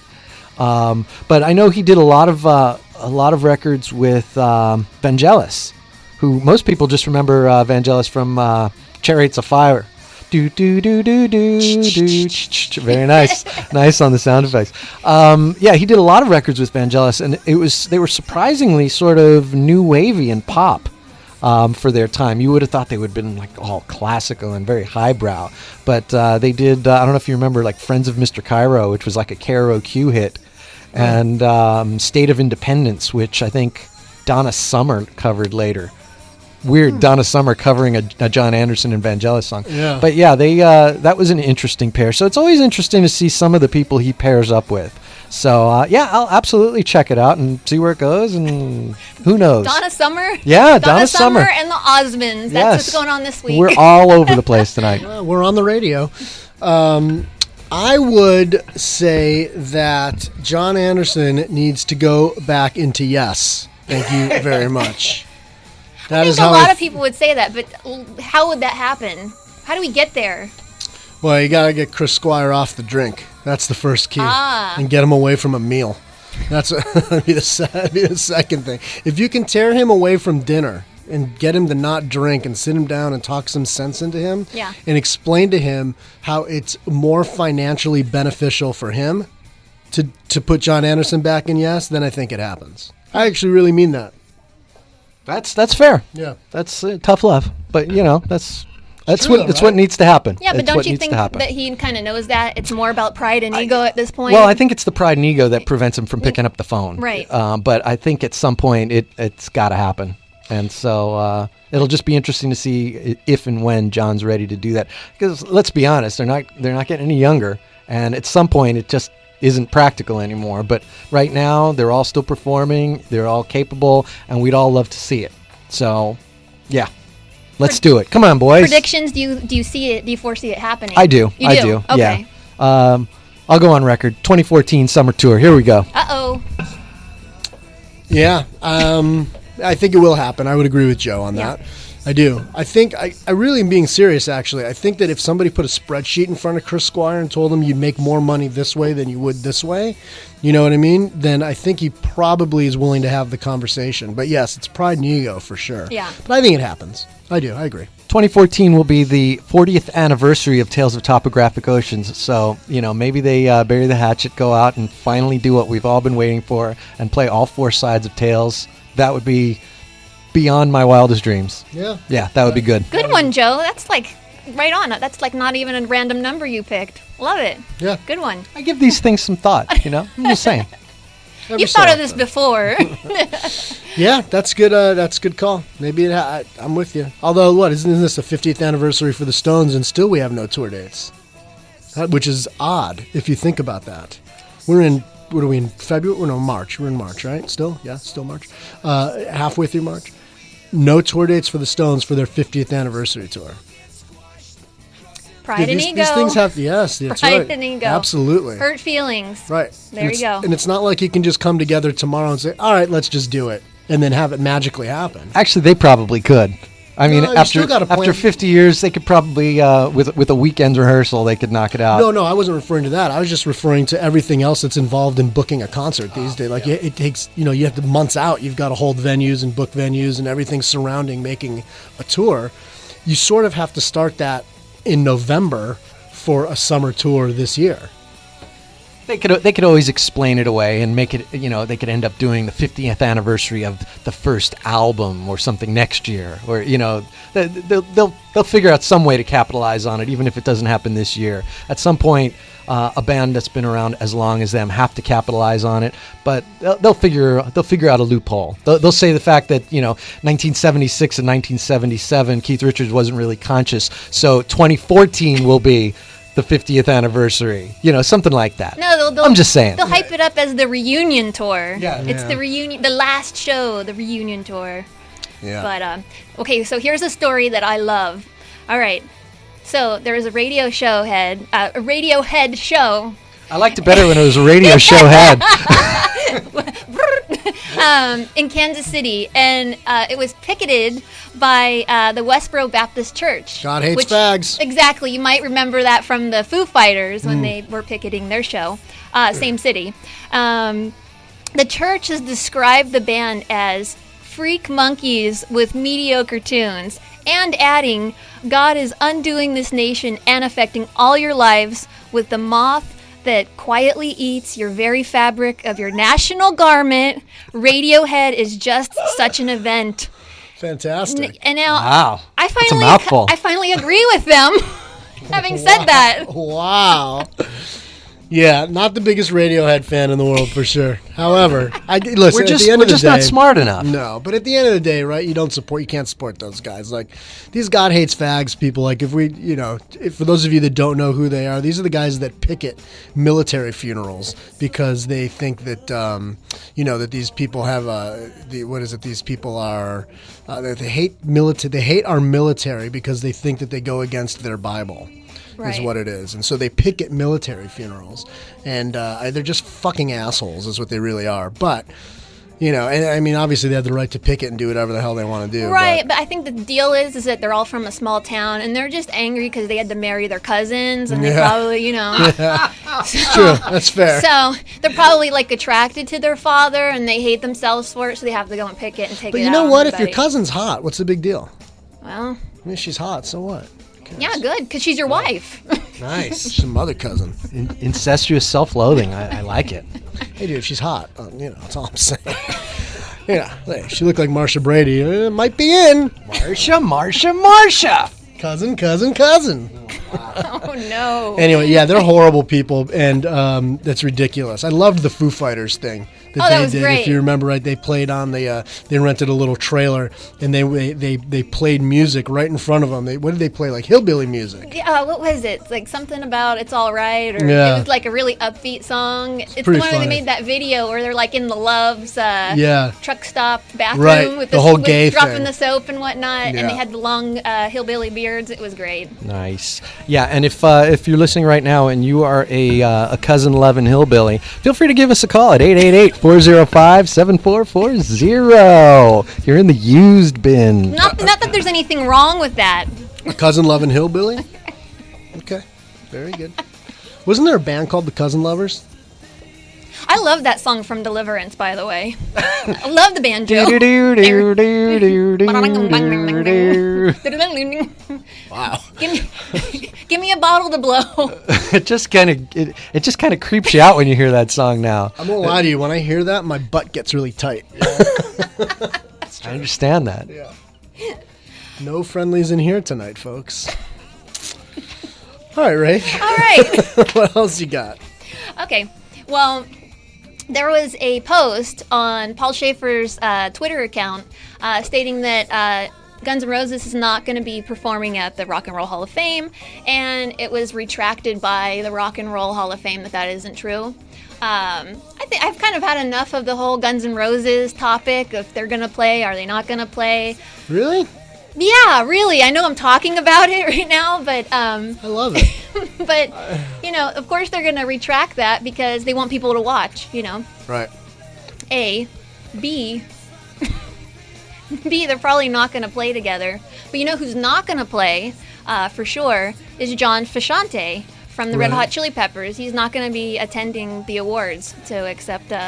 Has he made a statement? Is there a reason why he doesn't want to participate? He's just not feeling it. He doesn't want to be a part of it, and he appreciates the invite, and he wishes everybody luck. And ironically, I think he's going to be performing with the Guns N' Roses reunion at the Rock and Roll Hall of Fame, though. There we go. I can tell you, John Frusciante is just a weird dude. It has nothing to do with anything except that he just, dude, he just ain't having. There's no bad blood, I think, between any of them and John. It was a very amicable split and all of that. I just don't think he's into it. It's just not his thing. That's fair. And with regard to the Guns N' Roses thing, they could retract and recant and do whatever they want. But when it all comes down to it, I don't think anybody, Axl and Slash included, I don't think anybody knows yet what's going to happen. They may have their personal preferences of how they'd like it to pan out, but until that conversation happens, and I'm sure it hasn't happened yet, I don't think anybody knows how that's going to play out. I kind of like the mystery. I don't need to talk about it every week, but I am very curious to see how it plays out in the end. The only person that really does know is Axl. I mean, that's... Yeah, well, he holds the trump card. Exactly. He holds the trump card. So one person really, truly does know. Yeah. But, he knows if he's going to show and if he wants to participate. I have a feeling he'll show, but I don't think there's going to be a performance. That's just my guess. I would have to agree with everything you just said. I love this, though. I really do. I love from the minute they got nominated, from the minute they were told they were being inducted, I think that it's just so much fun. It's crazy because right now they're forced. There's a drop dead date to be in the same room. There never has been any of this. There's always speculation. Will they make up? Will they not make up? There's never been a cause for them to actually be in the same room together. And so I love the fact that we're on this collision course with that April 14th or whatever the date is. I love that there's that date where it's a drop dead date. It either is or it isn't going to happen. And I agree with Joe. I think they're all going to be in the same room. I think they're going to bet, giving the award to Guns N' Roses, they're all going to stand up behind the podium. Axl's going to make a very nice speech, and maybe Duff, maybe Slash will say something after that, and I think that'll be that. There'll be no playing. There'll be no jam. There'll be none of that. Somebody will perform. Somebody will perform a Guns N' Roses song because that's just what they do. But it might not be Guns N' Roses. It could be like Genesis, or Sheryl where they were all there. Well, minus Gabriel, but they were all there at the table, and not one of them, not Phil, Tony, Mike, not one of them got up on stage. They just let Fish do their thing and play Watcher of the Skies, which didn't suck. And so it could be just like that. Could be just like that. I don't think that. I wonder if that'll happen. I would be willing to. I'm totally fucking pulling this out of my ass. Total speculation. But if I'm Axl Rose and I do have a bit of a controlling issue, I have issues with control. I'd probably say I'll go. The Janet Jackson album, right? Yes, well, he played on that record, obviously. I say I'm going.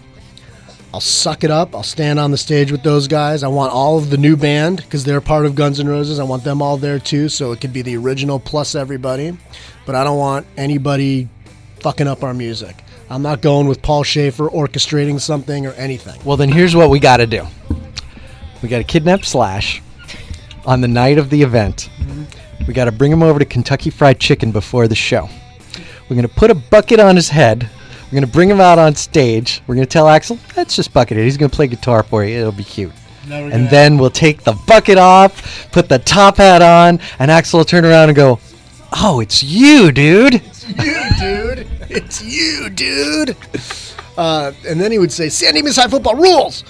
I don't think anybody's playing Guns N' Roses tunes. I just don't think it's going to happen. Maybe they will. Who knows, dude? That's what's so exciting to me about this. You really don't know. Sorry, I'm into it. I just, for whatever reason, I'm into the drama. Don't get me wrong. When it was like the first speculation, totally in it, hook, line, and sinker. But at this point, I don't like the every week they're going to be playing. They're definitely not going to be playing. Oh, no, they're going to be playing. Oh, it's going to get worse. Exactly. Yeah, so at this point, it's kind of like... The last 3 days are just going to be insane. They're in, they're out. They're in, they're out. It's going to be hourly updates. Yeah. Axel made it to Boston, but he ain't going to Cleveland. Steven said this. Duff said this. Right. Axel said this. Uh-oh. Right. Buckethead said... I know Duff made a pretty definitive statement, though, that he's going. No matter what, he said, I'm showing up, not because I like the Hall of Fame or anything. He said he's going. Steven Adler's camped out right now. He's there. He's there. You know he's going. Come on, dude. You know he's going. Duff is I would have to say, if I were guessing, not that I know any of these guys, but it seems to me that Duff is the most level-headed of all of them. And he gets it. He understands that the Hall of Fame's a fucking joke. It's ridiculous, but fans around the world love it, and they love the idea of it, so he'll go. And whatever happens is completely out of his control. All right. So Def Leppard drummer Rick Allen has a collection of visual arts titled Electric Hand Rhythm Change, and it's due for release on April 18th at rickallenart.com. And what he's doing is he's using a new medium in which he translates rhythm into a visual art in a process using drum beats, light, photography, and graphic design, and it results in a collection of abstract imagery. That's interesting. Yeah, I thought it sounds really cool. Is this done like on a computer or? Well, it does have some graphic design. Okay. So I'm sure that's part, on the computer. And I don't know if because there's you said something about using percussion. I don't know if you're using the sound waves, to do some kind of art. I don't know exactly because I'm just going by what I'm reading here. Because I know it's not two-handed finger painting, that's for sure. One-hand clapping or something. Oh, the art of one-hand clapping? Yeah. Yes. Mm-hmm. Just keep moving to your left. Move to your left. But move along. Nothing to see here. It definitely sounds interesting, and it's always fun to see a new medium, especially in the arts. And Def Leppard, they actually just announced that they're going to be playing a U.S. tour with Poison and Lita Ford. So. Oh, that's interesting. Yeah. No, they toured last summer with Poison and somebody else. Not Motley, no. But it was this is not the first time that they've done this package tour thing. I think they bring the sort of summer package tour to a slightly better level, because for a long time it was like the REO Speedwagon, Pat Benatar, Ted Nugent summer outing, or the Lynyrd Skynyrd, Styx, Cheap Trick summer outing, and it was all cute and fine, but it was just a step above the county fair. And the last couple of summers when Def Leppard has done this, I know they've done summer tours with Journey and with Poison and other, maybe even Motley. I think they did do a tour with Motley at some point. I think it's fairly credible. It's a good night out. I mean, you're certainly getting bang for your buck, getting a ton of 80s hits. It's good nostalgia. It's good fun. I condone it. I'm a fan. Huge I'm a fan. in the Midwest. Huge in the Midwest. Huge in the Midwest. So huge. We're loving it. It's like a festival. Good for them. Great. Yeah. Enjoy yourselves. Have fun. Pour some sugar on me. That's all. There you go. Stay away from the left.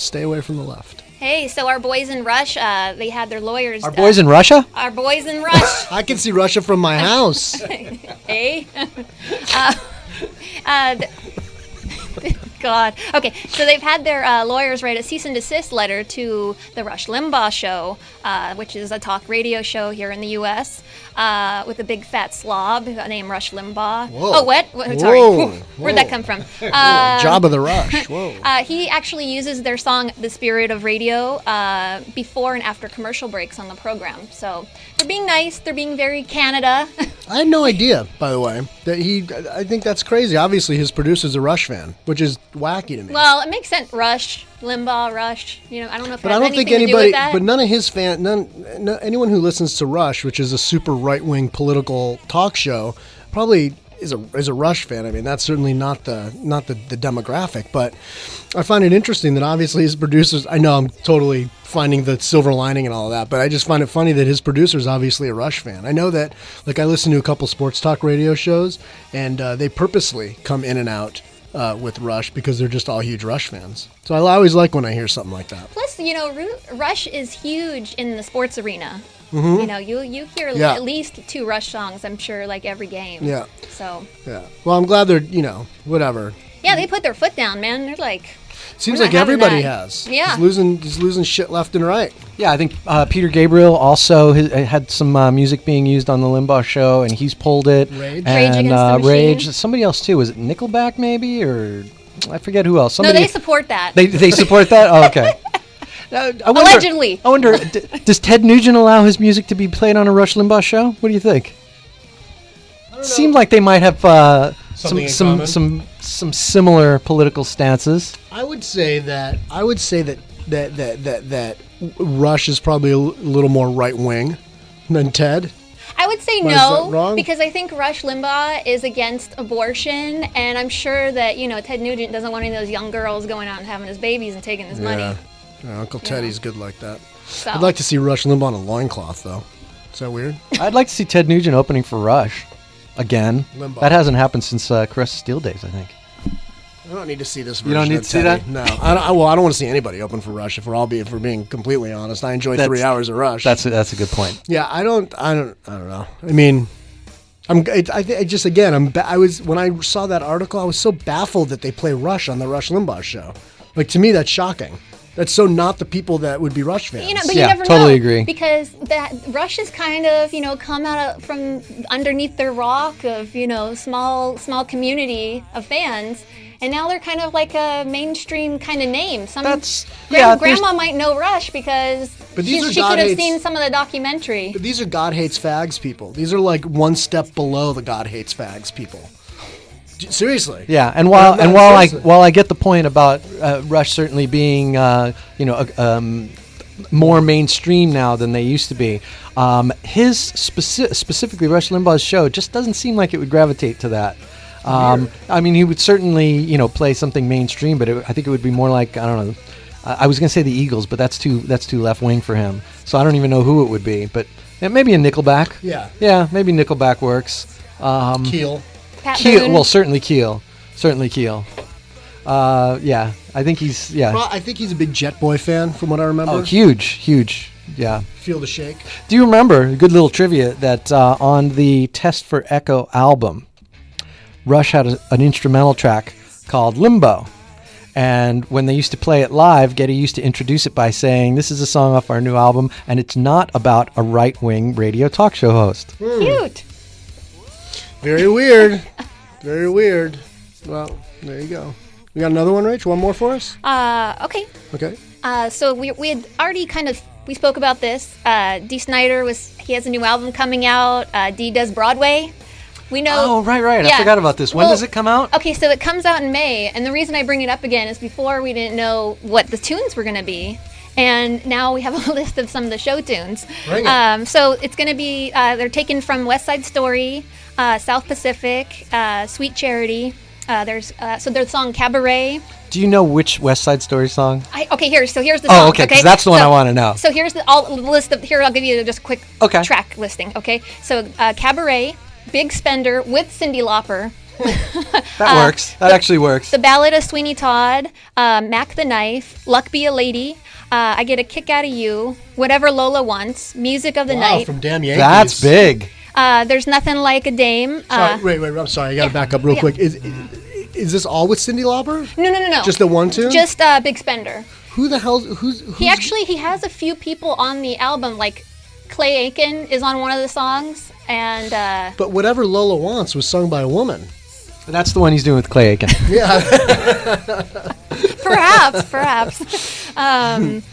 Music of the night. The joint is That's jumping. gonna be epic. Razzle Dazzle, Tonight, Somewhere. So there you go. Now we have the track listing. So Tonight and Somewhere are Yeah. both off West Side Story. So there you go. That's big. But here's the But thing, I'll tell you though. what, Music of the Night, little Andrew Lloyd Webber, that's going to sound like the Meatloaf version. Now, I could totally imagine that's going to be gritty and big and huge and Dee Snider-ish and Broadway all at the same time. I'm in. These all sound like they would fit Dee Snider's voice. So Except for Whatever Lola Wants. I'm still baffled by that. Yeah, I agree. That's got to be a duet because Listen, there's no way he's doing that one by No, himself. I'm a huge. Listen, I love Broadway musicals. We've talked about them a million times, but my top Broadway musicals ever would be Damn Yankees and Jesus Christ Superstar. Yeah. And for him to pull a Jam Yankees song, one, is fucking mind blowing, but two, Whatever Lola Wants is a bizarre choice, and three, it was sung by a woman. Like it's, I don't know what to say and a really sort of squeaky, high pitched, girly voice. It's not weird. just like it's not a Streisand bold, female, quality voice. It's almost like a cartoonish, like a Betty Boopish kind of song. Yeah. So it'll be that actually would work with Cyndi Lauper, but I'll be curious to see what that looks like. The only thing I could say about that is that I get the what that song has in common with some of the other songs is it has that Sinatra-esque feel to it. That particular song in the play, so I sort of see the connection with that and all the other tunes. But still, it's like, Chick sings that song. yeah, but he's he's got you guys thinking. You have it on your brain, so you're interested. You're gonna I'll give it a listen. Come on, dude. Look, I'm gonna listen to the record. I'm not gonna lie to you, but I mean, Whatever Lola Wants, really? I'm ready for the tour. He's gonna come out in the tux. It's gonna be a candelabra on the grand piano. He's gonna let loose. They're gonna have Could be fun. Could be fun. the West Side Story. Right? Wow. Could be fun. It could be fun. Could be fun. Oh, you know what? His son is singing on one of the songs with him. I don't know. Not Whatever Lola Wants. No, not. I'm sure that's not. You never know. No. Yeah. Okay. Very good. Well, I mean, odd choice of twos, but that's great. Good job tonight, Rach. Thank you. That was you got my brain spinning now with the damn Yankees. So good job. That's what I'm here for. Yes. You knocked it out of the park. I'm gonna switch with you if that's okay. Let's do this like this. We got a couple little pieces of business that we hadn't really gotten to, so maybe we could knock these out real quick. I wanted to let everybody know, in the wake of the whole incident about Jerry, the drummer from King's X. Right. I thought this was sort of a cool and sort of classy move. But if you go to, what is it? It's Molken Music, MOLKEN Music online. There is a King's X concert that they've made available for $20, and I like this. It's actually one of the great shows from the greatest period of the band, 1991. I think it's the Faith, Hope, Love tour, Right. when they were really, I mean, they were just world dominators. It should have been huge at that moment in time. Did you just say that they were world? World dominators. Joe. King's Joe. X in 91. Joe. Dude, King's X in 91. World dominators. They were at the height of their game. They were epic. Okay, I'm not going to argue with any of that. Yeah. But world dominators Should have been world dominators. They obviously didn't dominate the world because we're sitting here in 2012 arguing about world domination. Arguing in about King's X. they didn't dominate the world. Let's make it clear. They didn't do it. They tried to dominate the They world. couldn't have but dominated. But the world has not been dominated by the likes of King's X as much as we'd like to say it was. That was a lovely record, a fine piece of music, wonderful tunes, fantastic instrumentation. It was never going to be world dominating. They didn't dominate the world, but there is a fine live recording of them from Boston from 1991, and the show is now available for download, once again, at Molken Music. But the thing that's cool about this is 100% of the proceeds go to Jerry and his impending medical and health costs and needs. Good. Well, it's a great cause, Yep. and regardless of whether they were world dominators or not, Yes. you should do the right thing. Do the right thing And go to that website and download it Download it and pay. It's a good cause. So handle your business. Damn it. All right, what other piece of loose You ends can there? also download, if you haven't done it by now, you should. The Goldsboro album is available. Like I said, they were going to have an album release party last Sunday night at the Roxy, but they got a call. Yeah, you guys want to open up for Guns N' Roses instead, so they scrapped the album release party, and they did what they have to do. Good call. But support our buddy Kevin. It's a great record, and boy, were they great last night. Really good. Solid. So do that. If you like manly rock and roll, that is manly metal music. It's also worth mentioning that our buddy Dean sent us a lovely email. Hello, Dean. Saying that he spent 10 hours on a plane to London, and in his iPod for the 10-hour duration was Airborne, Beatles, Ben Sinister, Black Country Communion, Black Sabbath, Buckcherry, Coverdale Page, Dan Reed, Deep Purple, Dream Theater, Alf, Elton John, Francis Dunnery, Gary Moore, Kevin Gilbert, Glenn Campbell, Glenn Hughes, Goldsboro, It Bites, Jellyfish, King Baby, Wow, King Baby. Luther Vandross, Megadeth, Motley Crue, Page Plant, Paul Weller, Police, Robert Plant, Roxy Music, Squeeze, Steel Panther, Thin Lizzy, Van Halen, Vertical Horizon, and White Snake. Sounds a lot like a Used-Been Radio playlist to me. It sure does. It sure does. Good stuff. Well, well done, Deanie. Well That's done, Dean. Good trip to London. Yes, indeed. Enjoy that, my friend. Yes.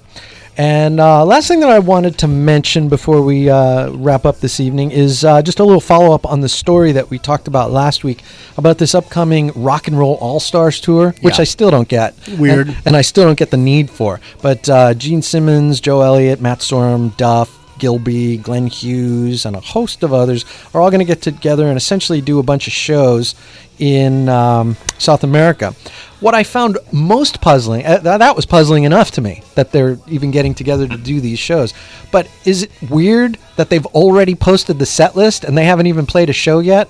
So you already know what you're going to get. So they're gonna open up with. Before you read it off, you have to post the set list because otherwise you sit here like you and I and go, "What? What is that show gonna look like?" I don't understand what the fuck that means. Yeah, it's very weird. It's really weird. So as we sort of expected, they're going to play a bunch of each other's classics, but I just find it weird. I can't remember the last time, other than maybe Roger Waters touring The Wall, where you knew what the set list was going to look like before the show came to your town, right? Or before the tour even starts. It's one thing to look on the internet and see last week's show or last night's show, or the first night of the tour, so you get excited to see what you got. But this hasn't even started, and they're already out there promoting the set list. So they're going to open with "It's So Easy," some Guns stuff, "Welcome to the Jungle," and then Sebastian's going to do some "I Remember You" and "Youth Gone Wild." They're going to do "Whole Lot of Love" and "Crazy Train." Do we need that? No, really? no.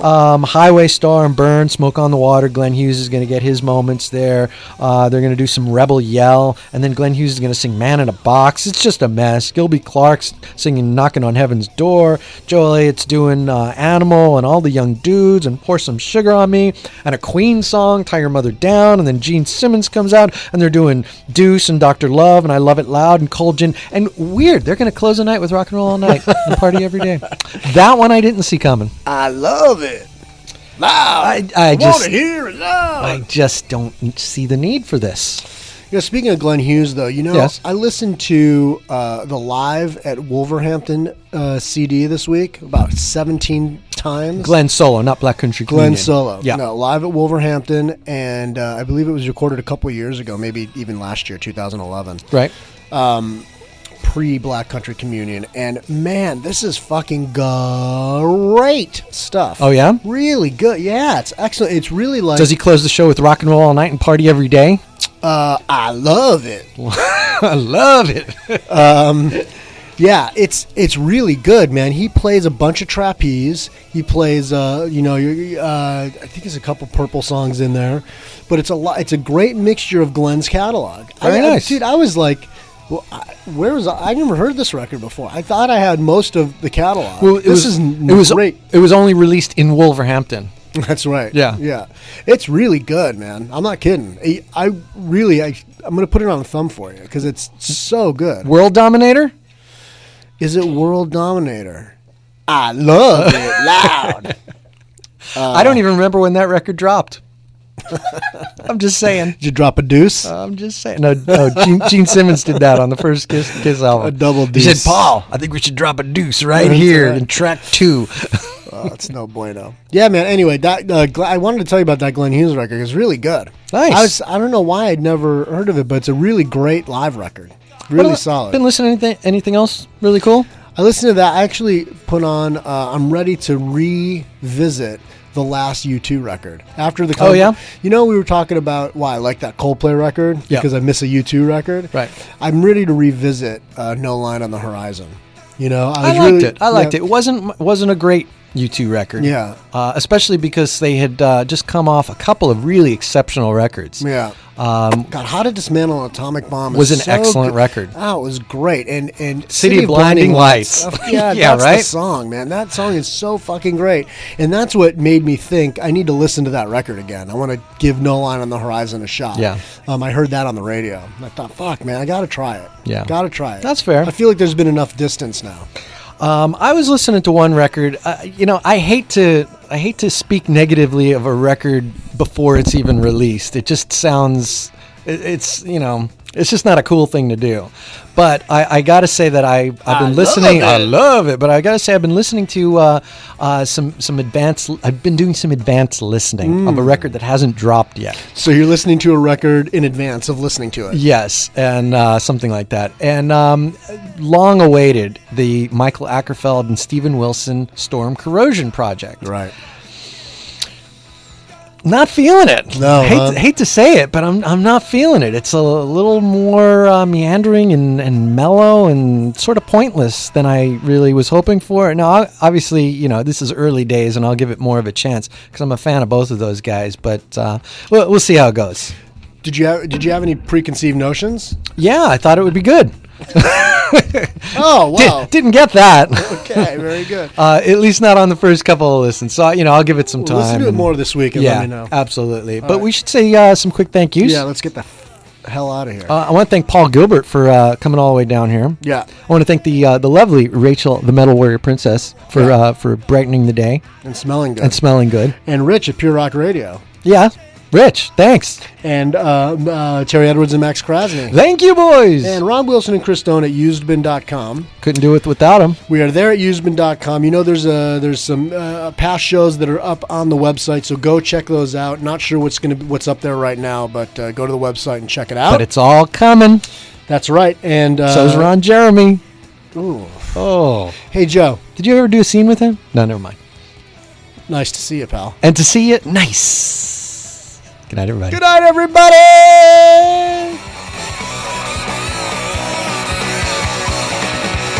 Used Bin Radio. What are you listening to?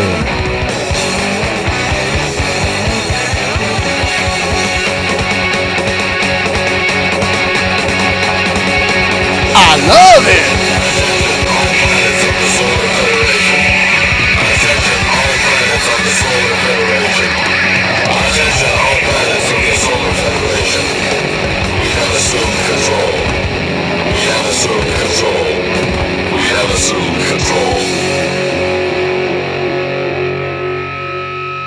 Just to be the next to be with you. Quiet, numbskulls, I'm broadcasting. You're listening to a live internet broadcast on Pure Rock Radio. At PureRockRadio.net.